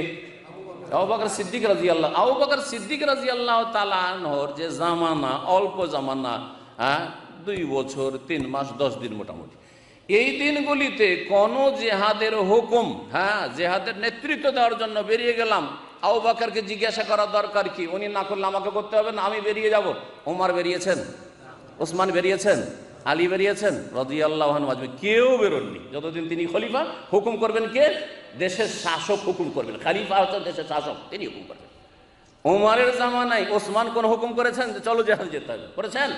করেন নাই। ওসমান রাদিয়াল্লাহু তাআলার জামানায় আলী হুকুম করেছেন যে চলো আমি যাব জিহাদ। ওসমানকে আবার জিজ্ঞাসা করার কি প্রয়োজন? করেছেন? জীবনেও করেন নাই। তাহলে বোঝা গেল যে জিহাদ এমন একটি কাজ, জিহাদ ছাড়া বলি দণ্ডবিধান, জিহাদ ছাড়া দণ্ডবিধান, চোরের হাত কাটা, জেনাকারী ইসলামিক শাস্তি দেওয়া, কেসাস, হত্যার বদলে হত্যা করা, কেসাসের বাস্তবায়ন করা, কে করবেন? নবী করিম সাল্লাল্লাহু আলাইহি ওয়াসাল্লামের খলিফা, যিনি বর্তমান খলিফা ছাড়া অন্য কেউ এই কাজটা করেছেন কি? না, করেননি। তাহলে বোঝা গেল যে দণ্ডবিধান হোক অথবা জিহাদ ফি সাবিলিল্লাহ হোক, এই যে সম্বোধনগুলি আল্লাহ কোরআনে করেছেন, যে আল্লাহর রাস্তায় জিহাদ করো, বা হাদিসে রাসূলুল্লাহ সাল্লাল্লাহু আলাইহি ওয়াসাল্লাম করেছেন, এগুলি সম্বোধন কাকে? জনগণকে না শাসককে? জনগণকে না শাসককে? না যুবকদেরকে? শাসককে, খলিফাকে বলা হচ্ছে আল্লাহ তোমাকে নেতৃত্ব দান করেছেন, সুতরাং তোমার দায়িত্ব হচ্ছে যদি প্রয়োজন হয় এবং তুমি সেটাতে হিকমা মনে করো যে এখন প্রয়োজন আছে, এতেই হিকমত রয়েছে, ইসলামের লাভ রয়েছে, তো চলো মক্কা বিজয়ে চলো, আর অমুক বিজয়ে চলো, আর অমুক কাজে খাইবারে চলো, আর তাবুকে চলো। এটা হুকুম করবেন একমাত্র দেশের শাসক। এই আয়াতগুলির তাফসীর করে প্রিয় নবী মুহাম্মদ রাসূলুল্লাহ সাল্লাল্লাহু আলাইহি ওয়াসাল্লাম হাদিস, ইন্নামাল ইমামু জুন্নাতুন, ইমাম হচ্ছে দেশের শাসক। জি, ইমাম মানে হচ্ছে ইমামে আজম, দেশের শাসক হচ্ছে জন্য। ইমাম মানে মসজিদের ইমাম নয়, ইমাম মানে আপনার সংগঠনের নেতা নয়, ইমাম মানে বাগদাদি খারিজি গুমরা নয়, ইমাম মানে দায়েশীদের নেতা নয়, ইমাম মানে আব্দুর রহমান বাংলা ভাই নয়। ইমাম মানে হচ্ছে দেশের শাসক। ইন্নামাল ইমামু জুন্নাতুন, ইমাম হচ্ছে ঢাল। ঢাল, ঢালের পেছনে থেকে নিজেকে সুরক্ষিত করতে হয়। ইউকাতালু মিন ওয়ারাই, তার পিছনে থেকে লড়াই করতে হবে।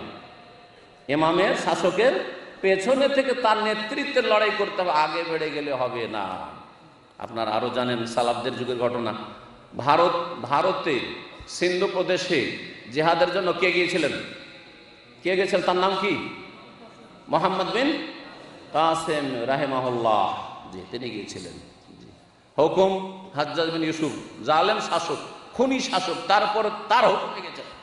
যখন হুকুম এলো ফিরে এসো, ব্যাক করো, তুমি ফিরে আসো, এই কথা বলেননি যে আমি ভালো কাজ আছি, কেন ফিরে যাব? কেন ফিরে যাব তোমার কথায়? এই কাজে আমি যতদূর পারবো চলে যাব, আর শাসকের কথা মানবো না, শাসকের নাফরমানি করব, তোমাকে কে মানে? আমি বেরিয়ে গেলাম।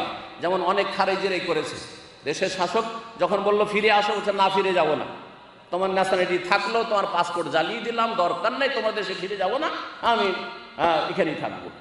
তাহলে এইখানেই পার্থক্য হয়ে যাচ্ছে যে এরা সালাফি নয়, সালাফদের অনুসারে এরা হচ্ছে খারেজি। এরা হচ্ছে খারেজি। খারেজি মানে ইসলাম থেকে বেরিয়ে যাওয়া নয়, বিষয়টিতে ইখতিলাফ রয়েছে যে খারেজি ইসলাম থেকে পুরোপুরি বেরোবে কি বেরোবে না, কিন্তু মুসলিমদের জামাত থেকে বেরিয়ে গেল, মুসলিম শাসকের আনুগত্য থেকে বেরিয়ে গেল, রাসূলুল্লাহ সাল্লাল্লাহু আলাইহি ওয়াসাল্লাম এবং সাহাবায়ে কেরামদের মানহাজ থেকে বেরিয়ে গেল, তাদের তরিকা থেকে বেরিয়ে গেল। সুতরাং তারা হচ্ছে গোমরাহ, পথভ্রষ্ট। আল্লাহ পাক যেন এদের অনিষ্ট থেকে আপনাদের সকলের হেফাজত করেন। আল্লাহ পাক রব্বুল আলামিন যেন কোরআন সুন্নাহর দাওয়াতের প্রচার প্রসারে তৌফিক দান করেন এবং এইরকম যারাই গুমরাহির শিকার হয়েছে তাদের অনিষ্ট থেকে আল্লাহ পাক হেফাজত করেন। বলছিলাম যে কোরআন সুন্নাহকে বুঝতে হবে সালাফ সালেহিনের দৃষ্টিভঙ্গিতে। সালাফে সালেহিনরা এক উম্মতকে এক রাখতে চেয়েছিলেন না বহু উম্মতে ভাগ করতে চেয়েছিলেন? ইন্না হাযিহি উম্মাতুকুম উম্মাতাও ওয়াহিদা, তার সালাফগণ এক উম্মত। ইমাম আবু হানিফা, শাফেঈ, মালিক, আহমদ চার ইমাম হলেও তারা ইসলামকে চার ভাগে ভাগ করেন। তারা ওই যুগের বড় বড় আলেম ছিলেন। যেমন বর্তমান যুগে এই কিছুদিন আগে তিনজন বড় বড় আলেম, আল্লামা নাসির আলবানী, আল্লামা ইবনে বাজ, আর আল্লামা ইবনে উসাইমিন রাহিমাহুল্লাহ, তাদের কি মধ্যে কি এরকম কিছু ছিল যে আমরা তিনজনে তিনটা দল তৈরি করব, তিনটা মযহাব তৈরি করব আর তিনটা তরিকা তৈরি করব? এটার কি কোনো প্রমাণ আছে? যেমন প্রমাণ এইসব উলামায়ে কেরাম থেকে নেই, ঠিক তেমনই প্রমাণ চার ইমাম আবু হানিফা, শাফি, মালিক, আহমদ রাহিমাহুল্লাহ থেকে নেই। তারা সকলেই একই দিনের খাদেম ছিলেন, একই দিনের তারা খাদেম ছিল। তাদের উদ্দেশ্য ছিল যেই দিনের ওপর রাসূলুল্লাহ সাল্লাল্লাহু আলাইহি ওয়াসাল্লাম ছেড়ে গেছেন সেই দিনের খেদমত করা, উম্মতকে চার ভাগে ভাগ করা না। এই তো ভাগ করা হইল, আর তারপরে এমন গোড়ামি শুরু হলো যে আমরা তোমাদের চাইতে বেশি সংখ্যায়, সুতরাং আমাদেরটাই মানতে হবে, ওইটা চলবে না। এই শুরু হলো, মযহাবী গোড়ামি শুরু হলো।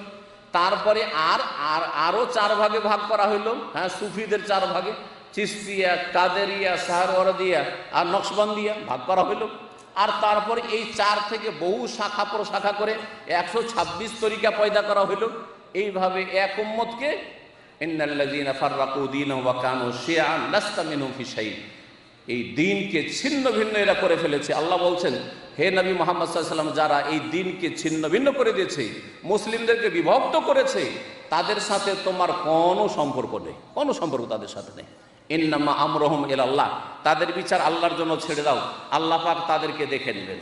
আল্লাহ পাক রব্বুল আলামিন যেন আমাদেরকে সহি পথে চলার তৌফিক দান করেন। সালাফি দাওয়াতের উদ্দেশ্য কি?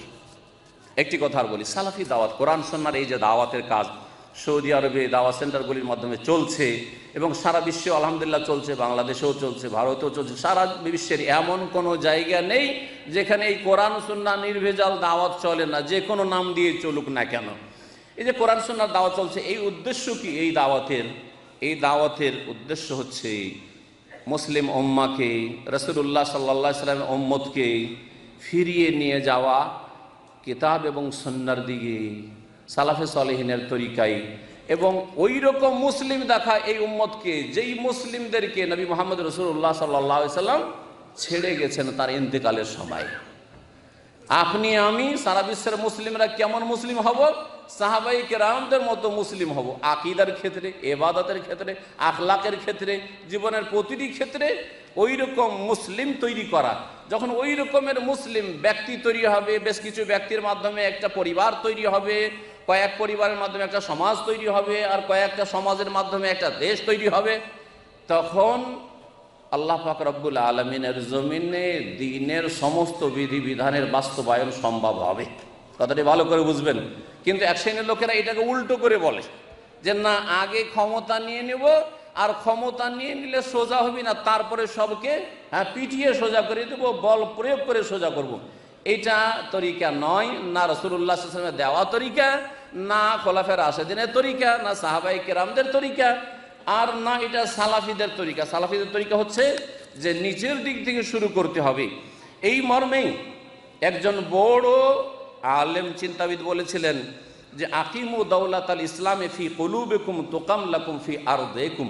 আল্লামা আলবানী রাহিমাহুল্লাহ এই বাক্যটি তাদের থেকে নকল করে বলতেন যে তোমরা ইসলামী রাষ্ট্র কায়েম করো ফি কুলুবিকুম, তোমাদের কলবে কলবে, প্রত্যেকের কলবে যখন ইসলামী রাষ্ট্র কায়েম হয়ে যাবে, তোকাম লাকুম ফি আরদিকুম, তখন তোমাদের জমিনে, তোমাদের দেশে এমনিতেই ইসলামী রাষ্ট্র কায়েম হয়ে যাবে। কিন্তু আপনি বলবেন যে না, আগে দেশে কায়েম করব তারপরে কলব ঠিক করব, অসম্ভব কাজ এবং এটা ভুল কাজ, যেই ভুলে অনেকেই লিপ্ত আছে। আল্লাহ পাক রব্বুল আলামিন যেন আমাদের ভুল সংশোধনে তৌফিক দান করেন। সালাফি দাওয়াতের বা সালাফিদের বা আহলে সুন্নাত ওয়াল জামাত, সালাফিদের বিভিন্ন নাম। আহলে সুন্নাত ওয়াল জামাত বলে, আর যদিও আহলে সুন্নাত ওয়াল জামাত নামটি যারা যত বেশি শিরক করে ভারত, বাংলাদেশ, পাকিস্তান, তারা এই লেভেলটি বেশি নিয়েছে। হ্যাঁ, তারা নিজেদেরকে বলে যে আমরা সুন্নি। হ্যাঁ, সমস্ত শিরক বিদাত করে তারা বলে যে আমরা সুন্নি বা আহলে সুন্নাত ওয়াল জামাত। আর যারা বিদাত করতে নিষেধ করে, শিরক করতে নিষেধ করে, তাদেরকে বলে ওয়াহাবি। তাদের কাছে দুটো ভাগ আছে, হয় সুন্নি কবর মাজার পূজারি হ, আর যদি তার নাম হইতে পারিস তাহলে তোর নাম হচ্ছে ওয়াহাবি। সুতরাং দেওবন্দি ভাইদেরকেও ছাড়েনি তারা, ওদেরকেও ওয়াহাবি বলেছে। তাদের কিতাবে দেওবন্দি ওলামাদেরকেও ছাড়েনি যে এরাও হচ্ছে ওয়াহাবি। জি, আল্লাহ পাক রব্বুল আলামিন যেন আমাদেরকে দিনের দিকে ফিরে আসা তৌফিক দান। সালাফি দাওয়াতের মূলনীতি সম্পর্কে বলি। প্রথম মূলনীতি হচ্ছে তৌহিদ প্রতিষ্ঠা করা। যেই তৌহিদের কথা কোরআনে কারিমে রয়েছে, রাসূলুল্লাহ সাল্লাল্লাহু আলাইহি সাল্লামের হাদিসে রয়েছে।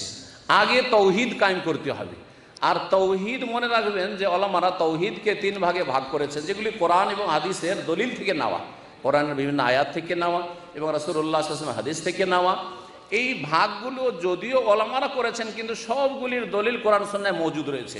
তৌহিদে রুবুবিয়ত, তৌহিদে উলুহিয়ত, তৌহিদুল আসমা ওয়া সিফাত। তৌহিদে রুবুবিয়ত হচ্ছে যে আল্লাহর কাজে আল্লাহর একত্ব প্রতিষ্ঠা করা। আল্লাহর কাজে আল্লাহর মাখলুককে শরীক করবেন না, সহজ ভাষায় বুঝাইলাম। আল্লাহর কাজ হচ্ছে সৃষ্টি করা, আল্লাহর কাজ হচ্ছে ছেলে মেয়ে দেওয়া, আল্লাহর কাজ হচ্ছে রিজিক দেওয়া, আল্লাহর কাজ হচ্ছে সারা পৃথিবীর নিয়ন্ত্রণ তাসাররুফ করা। হ্যাঁ, গৌস কুতুবরা আসমান জমিন ধরে আছে, তো আল্লাহ পাকের কাজে শিরক। গৌস কুতুব ওলি আউলিয়া ছেলে মেয়ে দিতে পারে, ওলি আউলিয়া রোগ ভালো করতে, রোগ ভালো করা আল্লাহ পাকের কাজ। তো আল্লাহর কাজে আল্লাহ তৌহিদ প্রতিষ্ঠা করা, এটা হচ্ছে তৌহিদের রুবুবিয়ত। আর বান্দার কাজে, আমার কাজে, আপনার কাজে আল্লাহর তৌহিদ একত্ব প্রতিষ্ঠা করা, এটা হচ্ছে তৌহিদুল ইবাদা বা তৌহিদ উলুহিয়াত। আপনার ইবাদত বন্দেগীতে আল্লাহর সাথে কোনো কিছুকে, কোনো কাউকে শরীক করবে না, এটা হচ্ছে তৌহিদুল ইবাদা। সুতরাং আপনার রুকু হবে আল্লাহর জন্য, সিজদা হবে আল্লাহর জন্য, দোয়া হবে আল্লাহর কাছে, মানত হবে আল্লাহর জন্য, জবাই হবে আল্লাহর জন্য।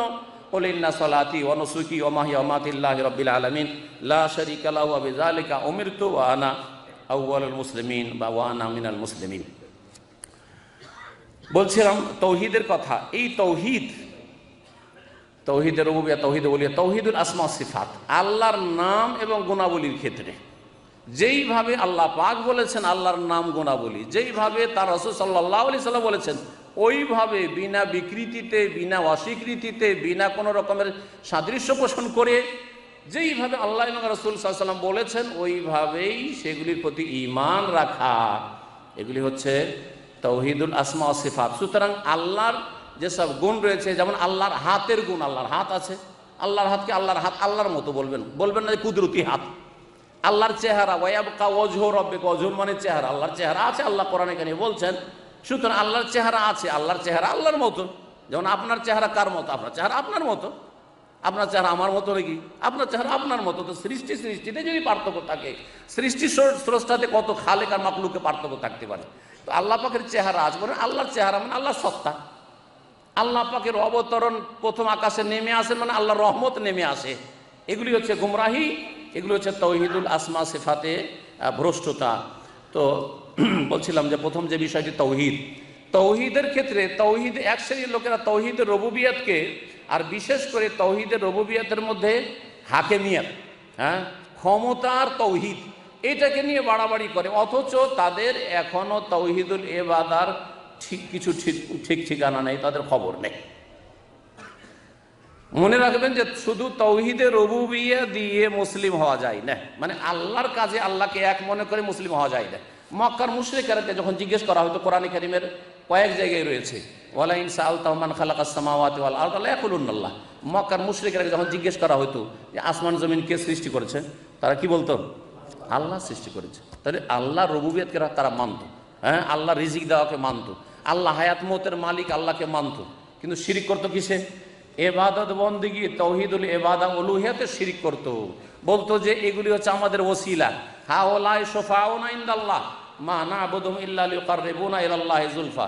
এগুলি দেবদেবীর পূজা করছি, লাত উজ্জা মানাতের পূজা করছি, কেন? এরা আল্লাহর কাছে আমাদেরকে পৌঁছিয়ে দেবে, আল্লাহর কাছে সুপারিশই হবে, এরা আমাদের জন্য ওসিলা হবে, সরাসরি আমরা আল্লাহর কাছে পৌঁছিতে পারবো না, সেই জন্য এদের পূজা করছি।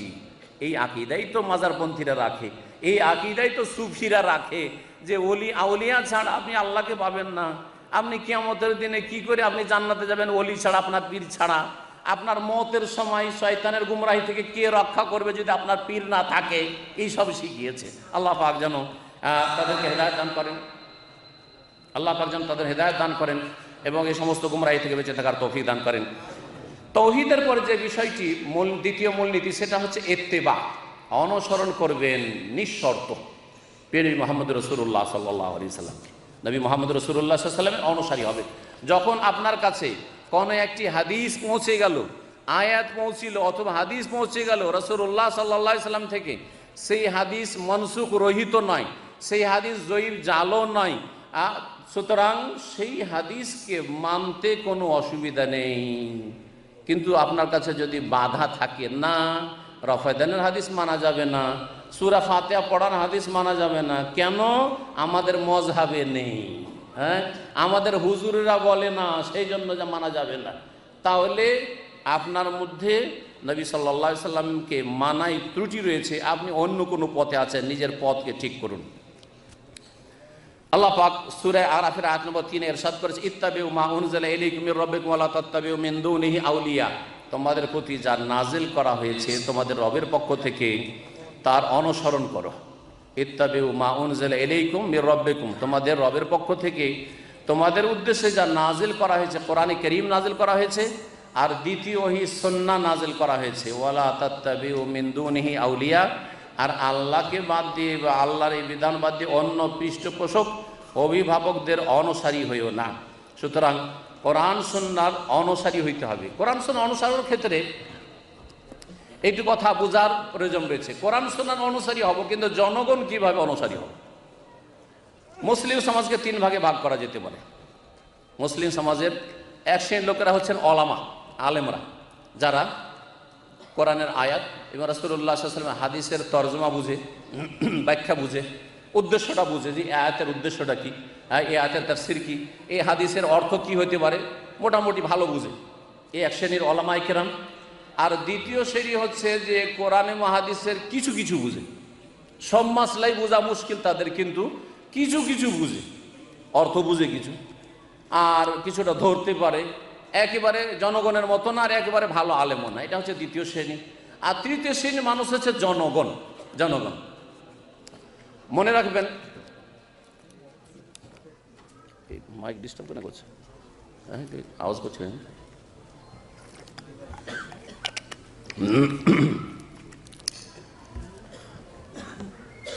তাহলে মুসলিম সমাজে 3 শ্রেণীর মানুষ আছে। 3 শ্রেণীর মানুষ আছে যারা মজহাবের মুকাল্লিদ। 4 মজহাবের এক মজহাব মানতেই হবে। 4 গিয়ারের 1 গিয়ারে আপনাকে থাকতেই হবে, হয় হানাফি হইতে হবে, নয় শাফি হইতে হবে, নয় মালিকি হইতে হবে, নয় হাম্বলি হইতে হবে। হ্যাঁ, এই কথা তাদের দাবি, আর এটা ফরজ, আবশ্যক হইতে হবে তাদের কথা। এটা বলে যে 4-এর একটা হলেই হয়, কিন্তু যখন বাংলাদেশে যাবেন, ভারতে যাবেন, আর ওখানে যারা মেজরিটিতে আছে তাদেরকে যদি বলেন যে ভাই আমি এইরকম করে নামাজ পড়বো, আপনি ওই রকম পড়েছেন, আপনি হানাফি মজহাবে নামাজ পড়ছেন, আমি শাফি মজহাবে, আমি রফায়দান করে নামাজ পড়বো, সূরা ফাতিহা পড়ে নামাজ পড়বো, হ্যাঁ, আমি বুকের উপর হাত বেঁধে নামাজ পড়বো, তো আপনার সেখানে স্থান আছে? বাস করতে দেবে? দেবে? মুখে তো বলছে যে 4টাই ঠিক, 4 মজহাবই হক। 4 মজহাব হক, তো আপনি যদি হানাফি তরিকে নামাজ পড়তে পারেন, তো আমি শাফি হয়ে পড়লাম, অসুবিধাটা কি? আরেকজন হাম্বলি নামাজ পড়লো, অসুবিধাটা কি? হ্যাঁ, আরেকজন মালিকি নামাজ পড়লো, অসুবিধা কি? সবাইকে স্বাধীন ছেড়ে দেন, যেমন পারছো করো। কিন্তু কাজের বেলা দেখা যাচ্ছে যে আমাদের ছাড়া তোমাদের কারো স্থান নেই। তাহলে মজহাব 4টা আসলে আমলে তো মানেন না। মজহাব যার গায়ে জোর আছে সেই মজহাব চলবে, অন্য মজহাব আর চলবে না। এটাই না অবস্থা? জি হ্যাঁ। শোনেন, একদল হচ্ছে মুকাল্লিদ, জি, একেবারে 4 মজহাবের একটা মানতে হবে। কি এরকম আওয়াজ কেন হচ্ছে? আপনারা এই ডিস্টার্ব করছেন নাকি? হ্যাঁ, এই করিয়েন না। সালাফি ওলামারা কি বলে? সালাফি ওলামারা ওটাই বলে যেটা কোরআনে কারিমে আছে, রাসূলুল্লাহ হাদিসে আছে। কোরআনে কারিমের কোন আয়াতে আছে যে একটা মাযহাব মানতে হবে? আছে কি? দেখাইতে পারবেন যে এক মাযহাব মানতে হবে? না, কোথাও নেই। নবী করিম সাল্লাল্লাহু আলাইহি ওয়াসাল্লামের একটি হাদিস আছে যে 4 মাযহাবের এক মাযহাব মানতে হবে আপনাকে, আছে কোনো হাদিস? ভবিষ্যৎবাণী করেছেন না।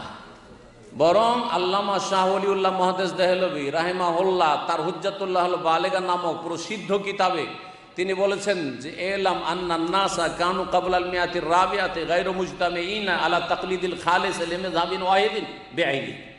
শুনে রাখো যে চতুর্থ শতাব্দী পর্যন্ত, তার মানে 300 বছর পার হওয়ার পরে চতুর্থ শতাব্দী শুরু হয়, তাই না? চতুর্থ শতাব্দী পর্যন্ত এই উম্মতে মুসলিমার জনগণ গায়রু মুজতামিঈনা, তারা একমত ছিলেন না আলা তাকলিদিল খালেসে, যে নির্ভেজাল তকলিদ করতে হবে, কোনো একটা মজাব মানতে হবে, লে মাজহাবিন ওয়াহিদিন বিআইনি, যে একটা মজাব অবশ্যই মানতে হবে, এইরকমটা ছিল না।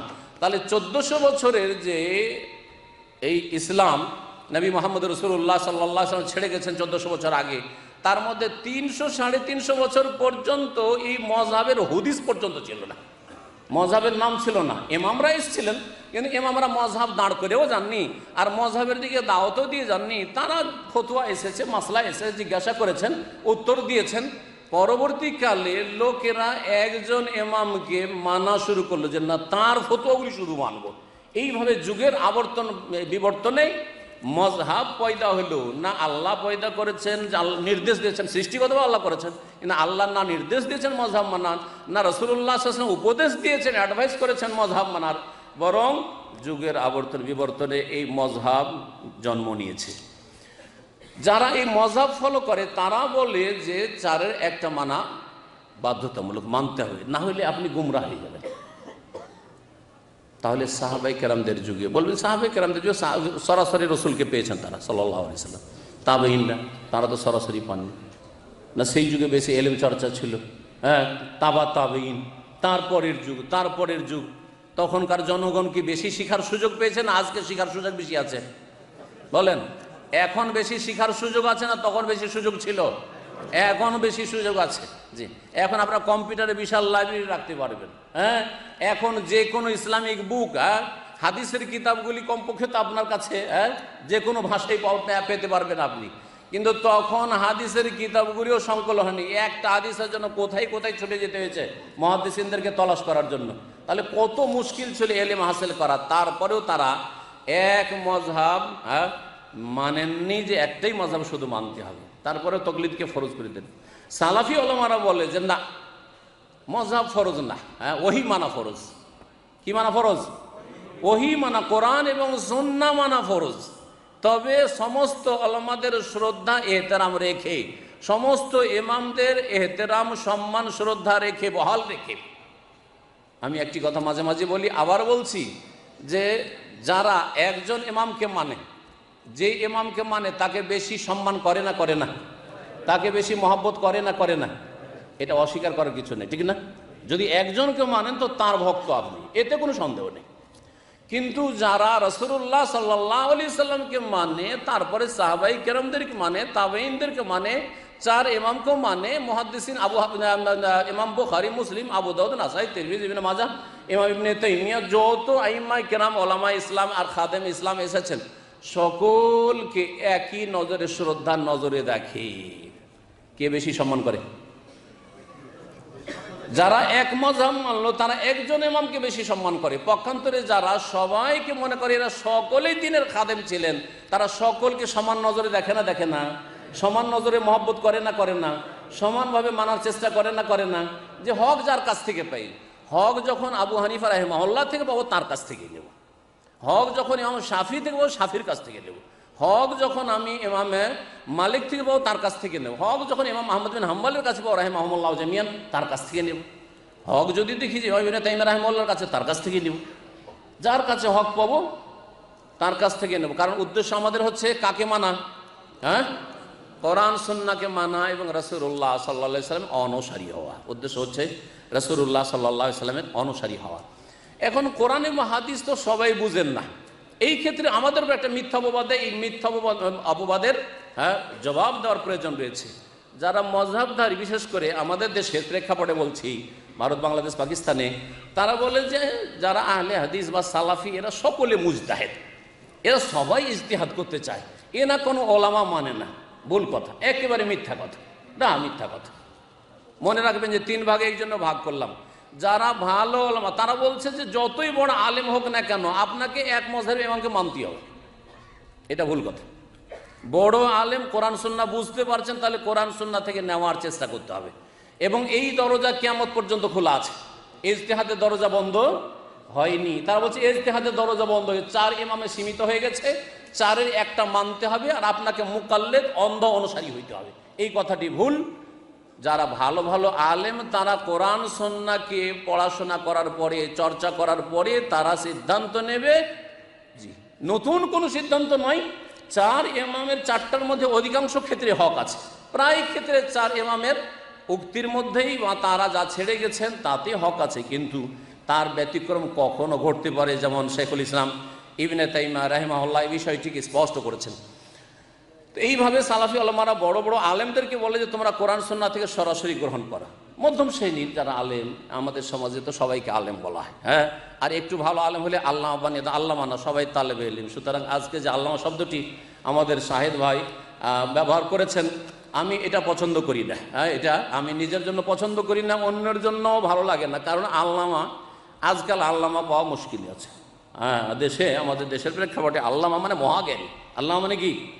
মহাজ্ঞানী। তো মহাজ্ঞানী দাবি করা আর মহাজ্ঞানী কাউকে বলা অত সহজ নয় যে আপনি আবেগে শুধু বলবেন। তো বলছিলাম, যারা মধ্যম শ্রেণীর, কিছু আরবি বুঝেন, কোরআন হাদিস বুঝেন, তারা কি অন্ধভাবে একটা মযহাব মানবেন বা একজন আলেমের কথা মানবেন না? তারা চেষ্টা করবেন একটু, যতটা পারছেন, যেই যে মাসলাগুলিতে পারছেন কোরআনে বা হাদিস একটু পড়ে নেওয়ার, দলিল বা আলেমের কাছ থেকে জানতে হবে। আলেম ছাড়া উপায় নেই, ভালো আলেমের কাছ থেকে জানতে হবে, কিন্তু একটু দলিল সম্পর্কে নাড়াচাড়া করতে হবে, একটু খোঁজ খবর নিতে হবে যে এর দলিল কতটা শক্তিশালী। ফাত্তাকুল্লাহ মাস্তাতাতুম, যতটা আল্লাহ ক্ষমতা দিয়েছেন ততটা ক্ষমতার সদ্ব্যবহার করতে হবে। মেহনত করার তৌফিক দিয়ে, যোগ্যতা দিয়েছেন, মেহনত পরিশ্রম করতে হবে। জি, এরা হচ্ছে দ্বিতীয় শ্রেণীর সাধারণ আলেমরা। তৃতীয় শ্রেণীর লোক হচ্ছে জনগণ, আম লোকেরা। জনগণের জন্য দলিল জানা জরুরি নয়। ভালো করে শুনে রাখেন, জনগণ আপনারা, আপনাদের জন্য প্রত্যেক রফায়দানে দলিল জানতে হবে, সূরা ফাতিহা পড়া দলিল জানতে হবে, হ্যাঁ, আর নামাজ কোত্থেকে শুরু হবে, কোথায় শেষ হবে দলিল জানতে হবে, কোন হাদিসের কিতাব আছে, সহিহ না জয়ীফ জানতে হবে। না, এটা অসম্ভব। সুতরাং অসম্ভব, লা ইউকাল্লিফুল্লাহু নাফসান ইল্লা উসআহা, মানুষের ক্ষমতার বাইরে আল্লাহ পাক কোনো দায়িত্ব চাপান না কোনো মানুষের উপর। জনগণের কাজ হচ্ছে ফাসআলু আহলা যিকরি ইন কুনতুম লা তা'লামুন। কোরআনে কারীমে আল্লাহ পাক বলছেন যে তোমাদের যদি জানা না থাকে তো যারা উলামায়ে কেরাম আহলে যিকর মানে কোরআন সুন্নাহর যারা আলেম তাদেরকে জিজ্ঞেস করে নাও। আহলে যিকর বলেছেন, কাকে জিজ্ঞেস করতে হবে? আহলে যিকর। আহলে যিকর মৃত না জীবিত? হ্যাঁ, জীবিত। যারা মুকাল্লিদ, হ্যাঁ, তারা বলছে যে না, ওই মৃত 4 ইমামের কাছ থেকে জানতে হবে। ভাই, ওর কাছ থেকে জানতে হবে, হ্যাঁ, তাহলে ওনার কিতাব খুঁজে বেড়াইতে হবে। তাহলে হ্যাঁ, এটা তো বোঝানো হয়নি। বলা হয়েছে তোমার যুগে, তোমার দেশে, তোমার কাছাকাছি, তোমার শহরে যে কোনো আলেম থাকে সে হচ্ছে আহলে যিকরের অন্তর্ভুক্ত। সুতরাং আহলে যিকরকে জিজ্ঞেস করে নাও, ইন কুনতুম লা তা'লামুন, তোমাদের যদি জানা না থাকে। জনগণ, তাহলে মানুষ, জনগণরা আলেমদের কাছ থেকে জেনে নেওয়ার চেষ্টা করবে। এটা হচ্ছে সালাফিদের পন্থা। সালাফিরা কখনো সকলে মুজতাহিদ হয় না, আর সকলে মুজতাহিদ হওয়ার দাবিও করে না, আর জনগণকে দলিল জানতে হবে এই কথাও তারা বলে না। এইসব মিথ্যা কথা ওরা আমাদের নামে ছড়িয়ে থাকে, ছিটিয়ে থাকে, আর এইসব কথা প্রচার করে থাকে। আল্লাহ পাক তাদের যেন হেদায়েত দান করেন, যারা মিথ্যা কথা জেনে শুনে প্রচার প্রসার করে। আল্লাহ পাক রব্বুল আলামিন যেন আমাদেরকে কোরআন সুন্নাহর খেদমতের তৌফিক দান করেন। তৌহিদের পরে এবং নবী সাল্লাল্লাহু আলাইহি সাল্লামের ইত্তেবা অনুসরণ পরে তৃতীয় যে বিষয়টি রয়েছে সেটা হচ্ছে তাজকিয়া নফস। সালাফি দাওয়াতের মূলনীতি হচ্ছে আত্মার পরিশুদ্ধি করা। এই 3টি কথাকে এখন সুন্দর করে ভেঙে বলি। যখন তৌহিদের কথা আসবে তখন আকাশের দিকে দেখাবেন, কার একত্ব প্রতিষ্ঠা করবেন? আরশের মালিক আল্লাহ রাব্বুল আলামিনের একত্ব তৌহিদ প্রতিষ্ঠা করবেন জীবনের প্রতিটি ক্ষেত্রে। যখন নবী করিম সাল্লাল্লাহু আলাইহি ওয়াসাল্লামের অনুসরণ কথা আসবে তখন ইশারা করবেন কোন রাস্তায়, যেই রাস্তার উপর নবী মুহাম্মদ রাসূলুল্লাহ সাল্লাল্লাহু আলাইহি ওয়াসাল্লাম ছেড়ে গেছেন, এই রাস্তা সোজা রাস্তা, সেটার নাম কি? সিরাতে মুস্তাকিম। ইহদিনাস সিরাতাল মুস্তাকিম সিরাতাল লাযিনা আনআমতা আলাইহিম। ডানেও না বামে না, ডানে বামে শয়তান বসে আছে। হাদিসে আছে যে সিরাতে মুস্তাকিম হচ্ছে এটা যার গন্তব্যস্থান হচ্ছে জান্নাত, আর ডানে বামে হ্যাঁ অনেকগুলি ছোট ছোট রাস্তা আছে। এই ছোট রাস্তা অফিকুল্লে আলা কুল্লে সাবির শয়তানুন ইয়াদু ইলাইহি, আর প্রত্যেকটি রাস্তাতে ছোট ছোট ডান বামের রাস্তাগুলিতে শয়তান বসে আছে, ডাকছে এদিকে এসো, এদিকে এসো, এদিকে এসো, হ্যাঁ তুমি খারেজি হয়ে যাও, তুমি বিদাতি হয়ে যাও, তুমি এই হয়ে যাও। হ্যাঁ চমকদার ভাষা দিয়ে বলে, খারাপ ভাষা দিয়ে বলে না। এভাবে মানুষকে গোমরা করে থাকে। 3 নম্বর যে বিষয়টি সেটা হচ্ছে এদিকে উপর দিকে ইশারা হইল আল্লাহর তৌহিদ প্রতিষ্ঠা করা, সামনে সোজা ইশারা রাসূলুল্লাহ সাল্লাল্লাহু আলাইহি ওয়াসাল্লাম পথে চলা, আর 3 নম্বর হচ্ছে নিজের আত্মার পরিশুদ্ধি করতে হবে। এই আত্মার পরিশুদ্ধির জন্য আপনাকে সমস্ত ফারায়েজ ওয়াজিবাতগুলি আদায় করতে হবে, ফরজগুলি আদায় করতে হবে, ওয়াজিবগুলি আদায় করতে হবে। আর তার বিপরীত সমস্ত রকমের হারাম নাজায়েজ কথা কাজ থেকে বাঁচতে হবে। তারপরে যেগুলি সুন্নত, সেই সুন্নতগুলি পালন করতে হবে, মুস্তাহাবগুলি পালন করতে হবে, নফল ইবাদতে আপনার একটা অংশ থাকতে হবে। আর তারপরে তার বিপরীত হচ্ছে যেগুলি অপছন্দনীয়, যেগুলি মাকরুহাত, যেগুলি আপত্তিকর, যেগুলি একজন মুসলিমের জন্য শোভা পায় না, সেসব কথা কাজ থেকে বেঁচে থাকতে হবে। এর মাধ্যমে আপনাকে আত্মার পরিশুদ্ধি করতে হবে। তাজকিয়া নফস, আত্মার পরিশুদ্ধির বিষয়টিতে গিয়ে সুফিরা গুমরা হয়েছে, পীর মুরিদির ব্যবসা যারা করে তারা গুমরা হয়েছে। প্রথম দিকে তারা তাজকিয়া নফস করেছে, কিন্তু তাজকিয়া নফসের নামে গিয়ে তারা ধীরে ধীরে নবী মুহাম্মদ রাসূলুল্লাহ সাল্লাল্লাহু আলাইহি সাল্লামের যে তাজকিয়া নফস আত্মার পরিশুদ্ধির তরিকা ছিল সেটা থেকে তারা দূরে সরে গেছে, কমের পক্ষে বিদাতে লিপ্ত, আর ধীরে ধীরে ধীরে বড় বড় কুফরিতে, শিরকে, ওয়াহদাতুল ওজুদ, হলুল, আর তাসাউরে শেখ, ফানাফিল্লাহ, ফানাফির রসুল, ফানাফির শেখ, আর এইরকমই ওয়াজিদ হাল, তাদের পরিভাষার শেষ নাই, যেগুলি মা আনজালাল্লাহু বিহা মিন সুলতান, যেগুলির কোনো সনদ দলিল প্রমাণ না কোরআনে কারীমে রয়েছে আর নবী মুহাম্মদ রাসূলুল্লাহ সাল্লাল্লাহু আলাইহি সাল্লামের হাদিসে রয়েছে। দাবি করেছে প্রথম তারা যে আমরা নবীর অনুসারী, সাহাবায়ে কেরামদের অনুসারী, কিন্তু ধীরে ধীরে যেমন ওলামারা বলেছেন ইন্না আউওয়ালা দারাজাতি তাসাউফে ইত্তিবাউন ওয়া আখিরু দারাজাতি জান্দাকাতুন, সুফিরা প্রথম দিকে শুরু করেছে ইত্তেবা দিয়ে, যে আমরা কি করছি, নিজের আত্মার পরিশুদ্ধির জন্য বেশি বেশি নফল ইবাদত বন্দেগী করব, আর আমরা দুনিয়া বিমুখ হব, জোহদ এবং ওয়ারা তাকওয়া পয়দা করব।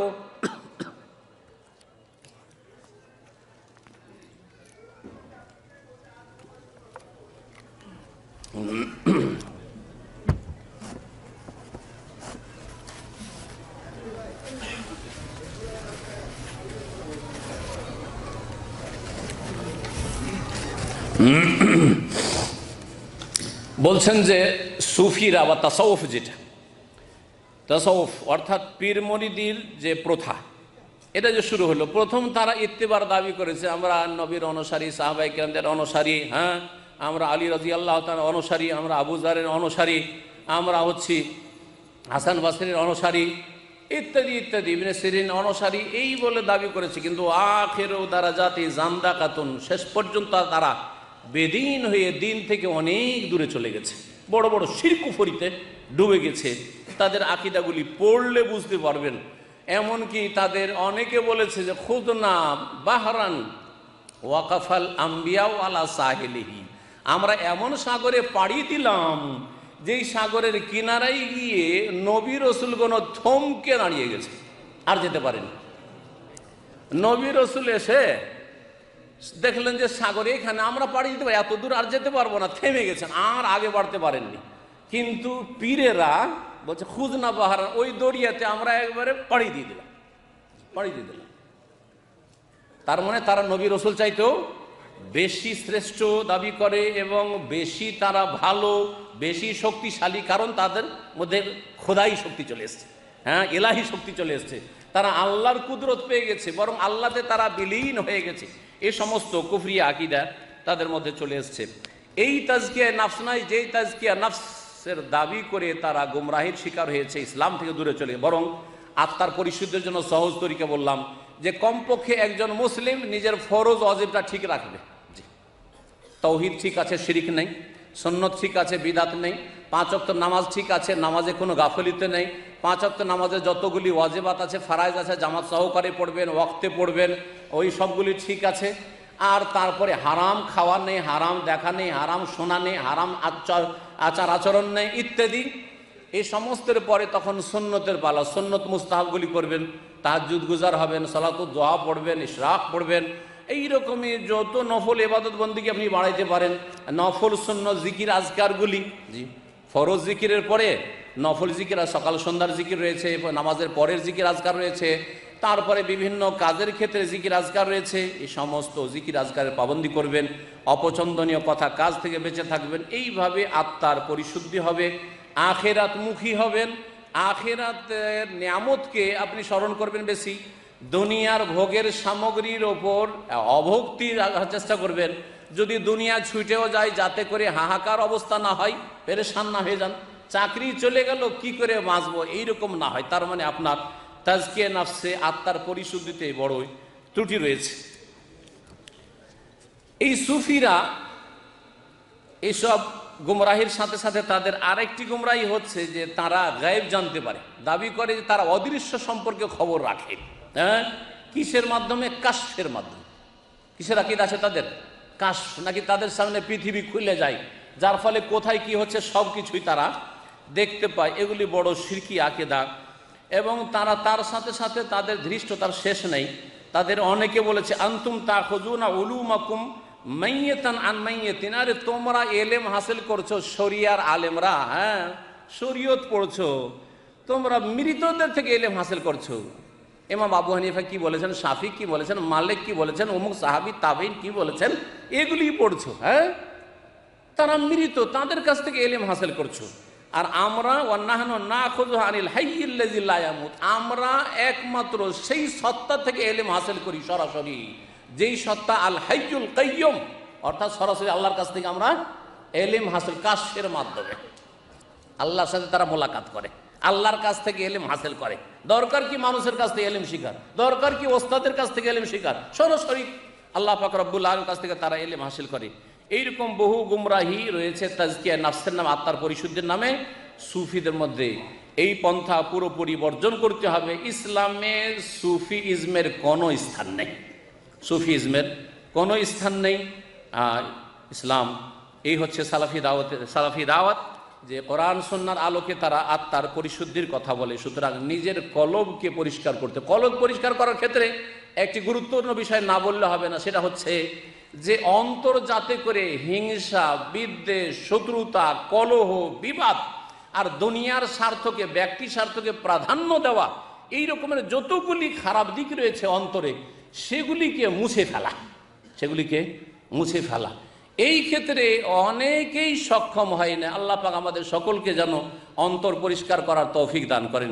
এই জন্য নবী মুহাম্মদ রাসূলুল্লাহ সাল্লাল্লাহু আলাইহি ওয়াসাল্লাম একটি হাদিস রয়েছে যে আমি এই আরব উপদ্বীপে তৌহিদের দাওয়াত দিলাম, কোরআন সুন্নাহর দাওয়াত দিলাম, আর এখানে আরব উপদ্বীপে জাজিরা আরবে মুসলিমদের মাঝে শিরিক করাতে শয়তান পারবে না, জাজিরা আরবে পারবে না, কিন্তু একটি কাজ করতে সক্ষম হবে শয়তান। বলছেন নবী সাল্লাল্লাহু আলাইহি ওয়াসাল্লাম, ইন্না শাইতানা কাদ আইসা আন ইয়াবুদাহুল মুসাল্লুনা ফি জাজিরাতিল আরব ওয়ালাকিন ফিত তাহরিশি বাইনাহুম। শয়তান নিরাশ হয়ে গেছে, নিরাশ, ও আর আশা রাখে না, পারবে না। কিসে নিরাশ হয়ে গেছে? আন ইয়াবুদাহুল মুসাল্লুনা ফি জাজিরাতিল আরব, নামাজি মানুষ আরব দেশে শিরক করবে, মূর্তি পূজা করবে, কবর মাজার পূজা করবে, এর থেকে নিরাশ হয়ে গেছে। সত্যিকার যদি নামাজি হয় আর সত্যিকার যদি সহি আকীদার লোক হয়, কোরআন সুন্নাহ বুঝার লোক হয়, তাহলে আরব উপদ্বীপে, বিশেষ করে আরব উপদ্বীপ সম্পর্কে বলছেন যে শয়তান এখানে কাউকে কবর পূজা, দুর্গা পূজা, দরগা পূজা করাতে পারবে না। কারিয়া এসা ওয়ালাকিন, কিন্তু আছে, একটা কাজ করাতে পারবে, কিয়ামত পর্যন্ত এই কাজ করতে সক্ষম, সেটা হচ্ছে ওয়ালাকিন ফিত তাহরিশি বাইনাহুম, আপোষে লড়াতে পারবে। সহি আকীদার দাবিদার, কিন্তু আপোষে ব্যক্তি স্বার্থকে প্রাধান্য দেওয়ার জন্য বিভিন্ন দলের উপর দল পয়দা হওয়া, আর তারপরে দলের জন্য খেদমত করা, আর দলকে প্রাধান্য দিতে গিয়ে কোরআন সুন্নাহর একই আকীদার মানুষের সাথে বিদ্বেষ রাখা, শত্রুতা রাখা, এগুলি হতেই থাকবে, এটা একটা শয়তানের চান্স, আর এটা হবে। কিন্তু আমাদের কি করণীয়? আমাদের করণীয় যে শয়তানকে সুযোগ দেব নাকি? না, শয়তানকে সুযোগ দেব না, কখনো শয়তানকে সুযোগ দেব না। আল্লাহ পাক রব্বুল আলামিন যেন প্রত্যেক সহি আকীদার ভাইদেরকে, সালাফি ভাইদেরকে তৌফিক দান করেন অন্তর পরিষ্কার করার। এই অন্তর যদি পরিষ্কার না হয়, আর ফরজ নামাজ খুব সুন্দর, আপনার তৌহিদ সুন্নত ঠিক আছে, হ্যাঁ, ইবাদত বন্দেগী ঠিক আছে, অন্য অন্য ক্ষেত্রে ঠিক আছে, হালাল রুজি সব ঠিক আছে, দিনের খেদমতও ঠিক আছে, কিন্তু ভিতরে গলিজ ভরা আছে, হ্যাঁ, হিংসা বিদ্বেষ শত্রুতা ভরা আছে, তাহলে আত্মার পরিশুদ্ধি হয়নি। তাজকিয়া নফসের জন্য আরও বেশি মেহনতের প্রয়োজন রয়েছে। আল্লাহ পাক রব্বুল যেন তৌফিক দান করেন। সালাফি দাওয়াত সম্পর্কে কিছু বৈশিষ্ট্য বলি। সালাফি দাওয়াতের একটি বৈশিষ্ট্য হচ্ছে যে সালাফিরা বিদাত থেকে সতর্ক থাকে এবং সতর্ক করে। বিদাত সম্পর্কে তারা সচ্চার। ইসলামের নামে, ধর্মের নামে এমন কাজ হবে যা রাসূলুল্লাহ সাল্লাল্লাহু আলাইহি ওয়াসাল্লাম করেননি, করতেও বলেননি, সাহাবীরা করেননি, খোলাফা রাশিদিন করেননি, আর সেটাকে ধর্ম বলে নেকির আশায় করবেন, এটা সালাফিরা করে না। পক্ষান্তরে অন্যরা করে, অন্যরা সকলেই করে। কেন? ওদের একটা চোরা রাস্তা, শয়তান ওখান দিয়ে ঢুকে গেছে ওদের মধ্যে। সেটা হচ্ছে যে বিদাত দুই রকম। বিদাত হচ্ছে দুই রকম। কি? বিদাতে হাসানা এবং সাইয়্যা, ভালো বিদাত আর মন্দ বিদাত। বিদাত মানেই তো ইসলামে নেই। বিদাত মানে কি? ধর্মের নামে নতুন কাজ। তো নতুন কাজ কি করে কবুল করছেন আপনি? কেমন মুসলিম যে নবী সাল্লাল্লাহু আলাইহি সাল্লাম দিন কমপ্লিট করে দুনিয়া থেকে বিদায় নিচ্ছেন, আর তার উপরে নতুন কাজ করবেন আর বলছেন যে এগুলি ভালো। তার মানে কি আপনি বলছেন না মুহাম্মদ রাসূলুল্লাহ সাল্লাল্লাহু আলাইহি সাল্লামকে, আপনার নবীকে, যে ইয়া রাসূলুল্লাহ আরো মেলা ভালো কাজ আছে, ভালো আমল আছে, আপনি বলেননি, আমরা একটু অ্যাড করে দিলাম, বললেন না? আপনি মুখে বলছেন না, লিসানুল মাকালে, কিন্তু লিসানুল হাল বলছে, আপনার চালচলন বলছে, আপনার ধর্মকর্ম বলছে যে আল্লাহ রাসূল সাল্লাল্লাহু আলাইহি সাল্লাম দিন কমপ্লিট করে যাননি। অতটুকু নাজাতের জন্য যথেষ্ট না, আমাদেরকে সুন্নতের সাথে সাথে বেদাতে হাসানাও করতে হবে। আর যে যে বেদাতগুলি করে সেগুলি যে বেদাতে হাসানা, যারা পীর ধরে বেদাতে হাসানা, ঠিক না? যারা কবর মাজারে ফুল চড়ায়, চাদর চড়ায়, বেদাতে হাসানা। হ্যাঁ, যারা নাওয়াইতো পড়ে, বেদাতে হাসানা। আরে অন্তরে নিয়ত করলাম, নিয়ত একটু পড়ে নিলাম, একটু ভালো করে নিয়তটা করলাম, বেদাতে হাসানা। হ্যাঁ, ইস্তিহসান, ভালো মনে করে কাজ করা, ধর্মের নামে ভালো মনে করে কাজ করা, এটি হচ্ছে দলালা, গোমরাহি। ভালো করে শুনে রাখেন, সালাফিরা এর সমর্থন করে না। সালাফি দাওয়াতের মূলনীতি হচ্ছে কুল্লু বিদাতিন দালালা। সালাফিদের কথা না সালাফিদের রসুলের কথা? রাসূলুল্লাহ সাল্লাল্লাহু আলাইহি সাল্লামের খুতবাই ছিল সুন্নতি খুতবা, খুতবাতুল হাজা। কুল্লু মুহদাসাতিন বিদআ, প্রত্যেক নতুন কাজ যা ধর্মের নামে সেটা হচ্ছে বিদআ, প্রত্যেকটি বিদআত। ওয়া কুল্লু বিদআতিন, প্রত্যেক বিদআত না, বলছেন কিছু বিদআত হচ্ছে দালাল, আছে কোথাও? কুল্লু বিদআতিন দালালা, প্রত্যেক বিদআত হচ্ছে গুমরাহি। ওয়া কুল্লু দালালাতিন ফিন্নার, আর প্রত্যেক বিদআতের আর প্রত্যেক গুমরাহির পরিণাম হচ্ছে জাহান্নাম। তাহলে এই বিদাতে হাসানা নাম দিয়ে বিদাত করে জান্নাত পাওয়া যাবে না, জাহান্নামে চলে যেতে হবে। সে স্থায়ী নাই হোক, কেউ স্থায়ী হবে, কেউ অস্থায়ী হবে। শিরকের বিদাত করেছে, স্থায়ী জাহান্নামে যেতে হবে। ধর্মের নামে শিরকের বিদাত করেছে, কবর মাজার পূজার বিদাত করেছে, সুতরাং স্থায়ী জাহান্নামে যেতে হবে। আর যদি এইরকম বিদাত করে যেগুলি গায়র মুকাফফিরা, শিরক কুফরিতে পৌঁছায় না, তাহলে সেগুলির জন্য জাহান্নামের শাস্তি রয়েছে।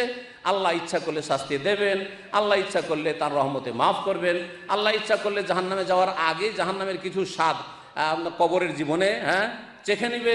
এবং দুনিয়াতে বালা মুসিবত আসবে। আজকে আর মুসলিমদের ওপর যে বালা মুসিবত আযাব আসছে, তার পিছনে মূল কারণ আল্লাহর তৌহিদকে ছেড়ে দেওয়া, আর রাসূলুল্লাহ সাল্লাল্লাহু আলাইহি ওয়াসাল্লামের সুন্নত ছেড়ে দিয়ে বিদাতে লিপ্ত হওয়া, আল্লাহর ফরজ ওয়াজিব থেকে গাফিল হয়ে যাওয়া, হারাম নাজায়েজে ডুবে যাওয়া।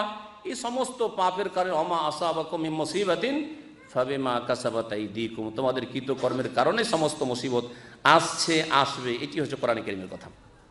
সালাফিরা ধর্মের নামে কোনো নতুন কাজের অবকাশ দেয় না, বরং আল্লাহ পাক সূরা মায়েদার আয়াত নম্বর 3 বলেছেন আলিয়াউমা আকমালতু লাকুম দীনাকুম, আজকে তোমাদের জন্য তোমাদের দিনকে পূর্ণ করে দিলাম, কমপ্লিট করে দিলাম। দিন কামেল হয়ে গেছে, পূর্ণতা লাভ করেছে। রাসূলুল্লাহ সাল্লাল্লাহু আলাইহি ওয়াসাল্লামের বিদায় হজের সময় এই ঘোষণা করে দেওয়া হয়েছে। সুতরাং দিনে নতুন কথা কাজের কোনো স্থান নেই। সালাফি দাওয়াতের বৈশিষ্ট্য হচ্ছে আরেকটি, যে তারা জাল জয়ীফ হাদিস থেকে সতর্ক করে জাতিকে। কখনো কোনো জাল জয়ীফ হাদিসের উপর আমল করেও না, আর আমল করার জন্য উৎসাহিত করে না। এ কথা বললেন না যে এটা ফজিলতের হাদিস সুতরাং জাল জয়ীফ চলবে, এসব কথা বলে না। বরং জাল হাদিস হলে তার অবস্থা না বয়ান করে শুধু হাদিস বর্ণনা করা হারাম মনে করে।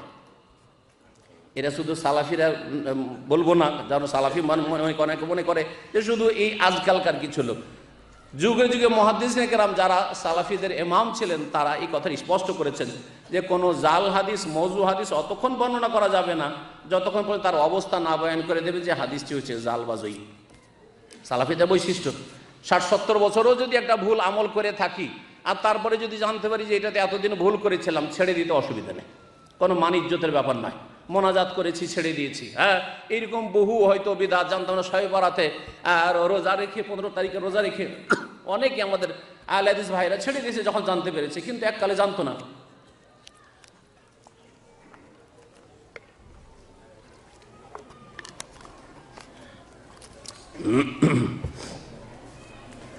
সালাফিদের 3 নম্বর বৈশিষ্ট্য হচ্ছে যে তারা ধর্মের নামে কোনো কিছু বাড়ায় না, বাড়াবেন না। নবী সাল্লাল্লাহু আলাইহি ওয়াসাল্লাম যে অবস্থায় ছেড়ে গেছেন, যেই দিনের উপর ছিলেন, সেই দিনটা পালন করাতেই পূর্ণ নাজাত মনে করে যে এইটাই আমাদের মুক্তি রয়েছে, তাতে কোনো কিছু বাড়ানোর কোনো অনুমতি তারা দেয় না।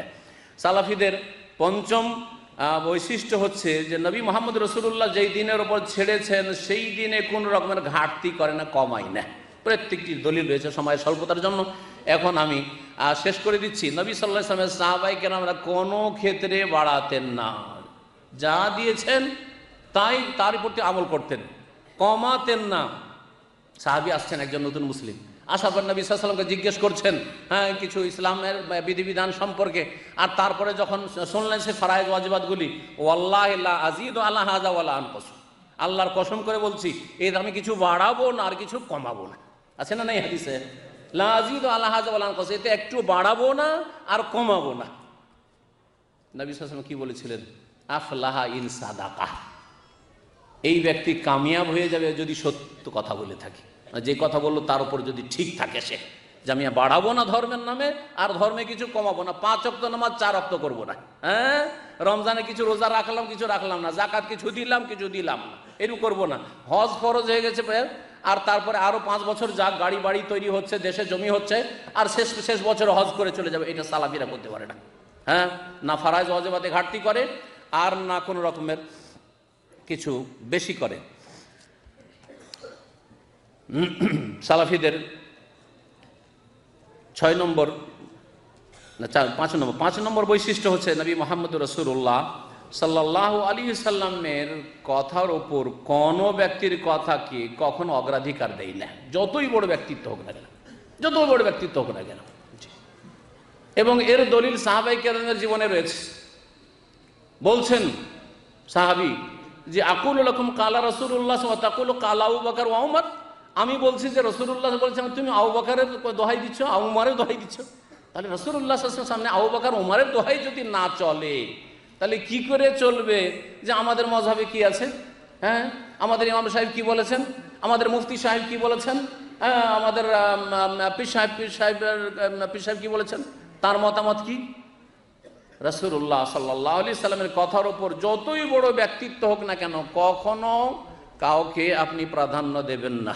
যদি দেন তাহলে ফালা ওয়া রাব্বিকা লা ইউমিনুন, আল্লাহ পাক বলছেন যে হে নবী তোমার রবের কসম করে বলছি, নিজের সত্তার কসম করে আল্লাহ বলছেন লা ইউমিনুন, মুমিন হইতে পারবেন হাত্তা ইউহাক্কিমুকা ফীমা শাজারা বাইনহুম, যতক্ষণ পর্যন্ত যে কোনো মতবিরোধের বিষয়গুলি রয়েছে সেগুলিতে তোমার বিচারকে না মেনে নেবে।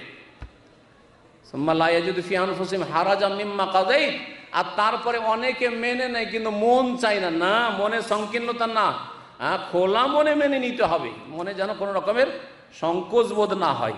ওয়া ইউসাল্লিমু তাসলিমা, এবং শির নত করে মেনে নেবে, পূর্ণরূপে মেনে নেবে। আল্লাহ পাক রব্বুল আলামিন কোরআনে কারীমে স্পষ্ট করে দিয়েছেন নবী সাল্লাল্লাহু আলাইহি ওয়াসাল্লামের মর্যাদা। সালাফিদের আরেকটি বৈশিষ্ট্য হচ্ছে যে সারা পৃথিবীর অধিকাংশ মানুষ বরং সকলেই যদি নবী মুহাম্মদ রাসূলুল্লাহ সাল্লাল্লাহু আলাইহি ওয়াসাল্লামের বিরুদ্ধে চলে যায় তবু নবীর তরিকা তারা ছাড়ে না। একা থাকলেও একা এক উম্মত হতে পারে, দল ভারী হলেই উম্মত হয় এ কথা ভুল। ইব্রাহিম আলাইহিস সালাম একাই উম্মত ছিলেন, ছিলেন না ছিলেন না? হ্যাঁ, ইন্না ইব্রাহিমা কানা উম্মাতান কানিতান লিল্লাহি হানিফা। উম্মত মানে ইমাম, উম্মত মানে দল। উম্মত মানে মুফাসসিরিন ইমাম বলেছেন, কিন্তু তার সাথে সাথে দেখেন যে ইব্রাহিম আলাইহিস সালাম যখন হিজরত করছেন তার বাপের দেশ থেকে, ইরাক থেকে, তার সাথে শুধুমাত্র তার স্ত্রী, হ্যাঁ, তিনি বলছেন যে আল্লাহর কসম করে বলছি, সারা তোমার ছাড়া আর আমার ছাড়া এই জমিনে আর কোনো মুসলিম নেই, মুমিন নেই, একাই এক উম্মত, একাই এক উম্মত। সুতরাং আপনি যদি দেখেন আমি রাসূলুল্লাহ সাল্লাল্লাহু আলাইহি ওয়াসাল্লাম তরিকা মানতে গিয়ে একাই পড়ে গেলাম গ্রামে, পরোয়া করবেন না। এলাকায় দেশেতে একাই, কেউ এইসব কথা বলে না। কোরআন সুন্নাহর কথা যখন নিশ্চিত, তখন তাতে আপনাকে অটল থাকতে হবে। আল্লাহ পাক যেন অটলতা দান করেন এবং আল্লাহ পাক রব্বুল যেমন সমস্ত রকমের বালা মুসিবত থেকে হেফাজত করেন।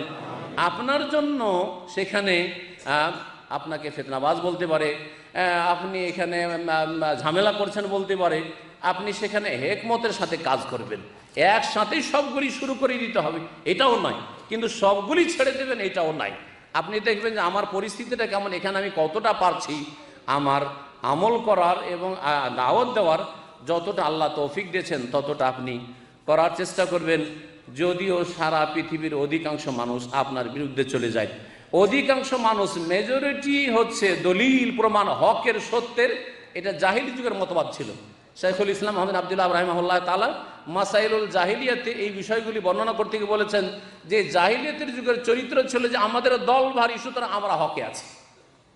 দল ভারী হইলে হক হয় না। হ্যাঁ, দল যদি নবীর তরিকায় থাকে তাহলে হকের ওপর, হকের মাপকাঠি হচ্ছে নবী করিম সাল্লাল্লাহু আলাইহি সাল্লামের তরিকা। এই হচ্ছে আমাদের আকীদা, মানহাজ, এই হচ্ছে আমাদের দাওয়াত।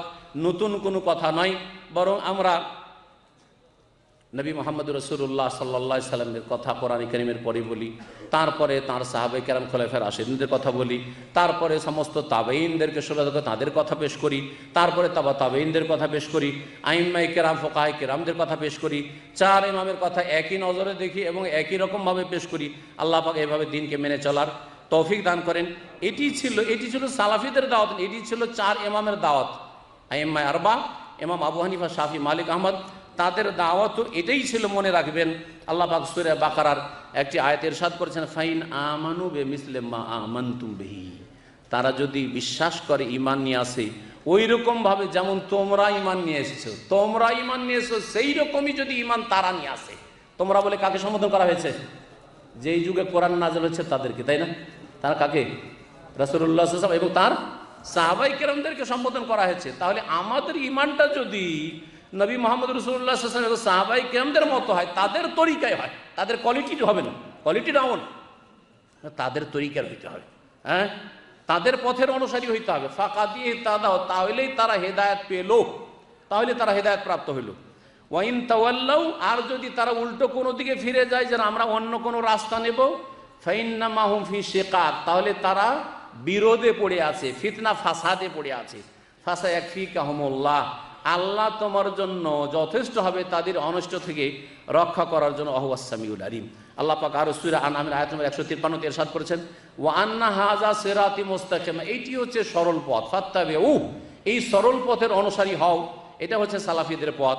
ফাত্তাবিউহু ওয়ালা তাত্তাবিউস সুবুল, আর ডানে বামে অনেক রাস্তা রয়েছে, সেসব রাস্তায় চলিও না। ফাতাফাররাকা বিকুম আন সাবিলি, না হলে তার রাস্তা থেকে তোমাকে সরিয়ে দেবে। যালিকুম ওয়াসাকুম বিহি, এটি হচ্ছে আল্লাহ পাকের ওসিয়ত, উপদেশ তোমাদের জন্য। লাআল্লাকুম তাত্তাকুন, যাতে করে আল্লাহর আযাব থেকে, জাহান্নাম থেকে, বালা মুসিবত থেকে, দুনিয়া এবং আখিরাতের আযাব থেকে বাঁচতে পারো।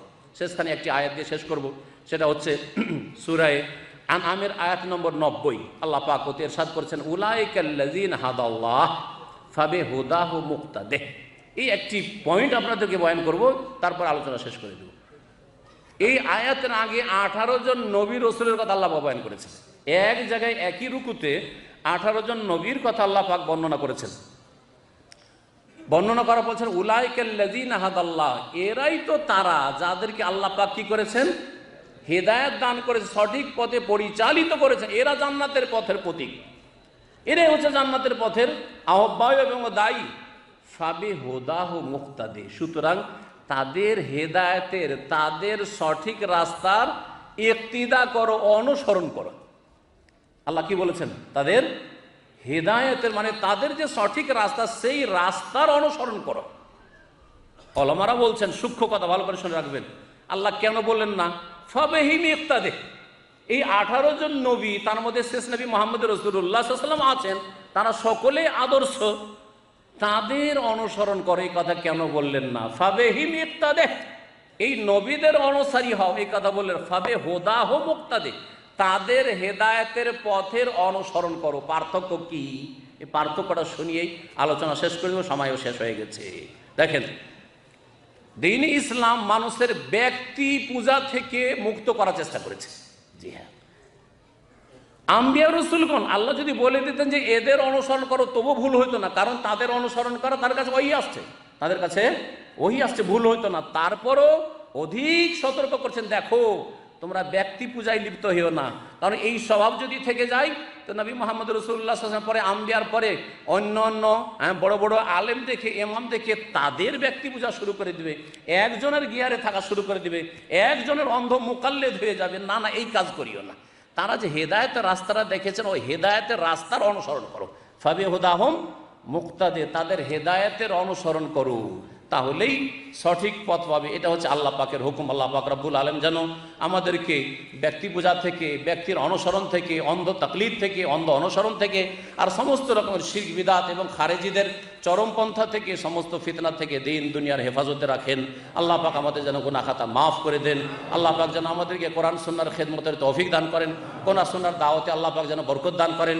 কোরআন সুন্নাহর দাওয়াতের সাহায্য সহযোগিতা করার সকল ভাই বোনকে তৌফিক দান করেন। বিশেষ করে তাদের জন্য দোয়া করি যারা এখানে হাজির হয়েছেন। আল্লাহ পাক আপনাদের যেন উত্তম বদলা দান করেন, আপনাদেরকে হেদায়েতের উপর যেন ইস্তিকামা দান করেন। আল্লাহ পাক কায়েম রাখেন, অটলতা দান করেন। আল্লাহ পাক যেন জান্নাতের পথে রাখেন। নেক আমলে আল্লাহ পাক যেন তৌফিক দান করেন। জুমার দিনে আবার দোয়া করি, আল্লাহ পাক আমাদের সমস্ত গুনাহ খাতা যেন মাফ করে দেন। আল্লাহ পাক আমাদের সকলকে জান্নাতুল ফিরদৌস যেন নসিব করেন। আল্লাহ পাক রব্বের কাছে দোয়া করি, যারাই এখানে সহযোগিতা করেছেন আল্লাহ পাক তাদের যেন উত্তম বদলা দান করেন। আল্লাহ পাক সকলকে জান্নাতের পথে থাকার তৌফিক দান করেন। আল্লাহ পাক আমাদের অন্তরকে পরিষ্কার পরিচ্ছন্ন রাখার তৌফিক দান করেন। শিরক বিদআত থেকে, গুমরাহি থেকে, হিংসা বিদ্বেষ থেকে, কলহ বিবাদ থেকে আল্লাহ পাক আমাদের বেঁচে থাকার তৌফিক দান করেন। আল্লাহ পাক রব্বুল আলামিনের কাছে শেষখানে দোয়া করি, আল্লাহ পাক মুসলিম উম্মার যেন হেফাজত করেন, মজলুমদের আল্লাহ হেফাজত করেন, জালেমকে আল্লাহ পাক ধ্বংস করেন, মুসলিম উম্মাকে কোরআন সুন্নাহ দিয়ে ফিরে আসার যেন তৌফিক দান করেন। আল্লাহ পাক রব্বুল আলামিন নবী মুহাম্মদ রাসূলুল্লাহ সাল্লাল্লাহু আলাইহি ওয়াসাল্লাম যেই দিনের উপর সাহাবায়ে কেরামদেরকে ছেড়ে গেছেন, সেই দিন আবার মানুষের মাঝে চর্চা করার আল্লাহ পাক তৌফিক দান করেন। সাল্লাল্লাহু আলাইহি ওয়াসাল্লাম নবিয়ানা মুহাম্মদ ওয়া আলা আলিহি ওয়া সাহবিহি আজমাইন। সুবহানাকাল্লাহু ওয়া বিহামদিকা আশহাদু আল্লা ইলাহা ইল্লা আনতা আস্তাগফিরুকা ওয়া আতুবু ইলাইক। আসসালামু আলাইকুম ওয়া রাহমাতুল্লাহি ওয়া বারাকাতুহু। আলহামদুলিল্লাহ, আলহামদুলিল্লাহ।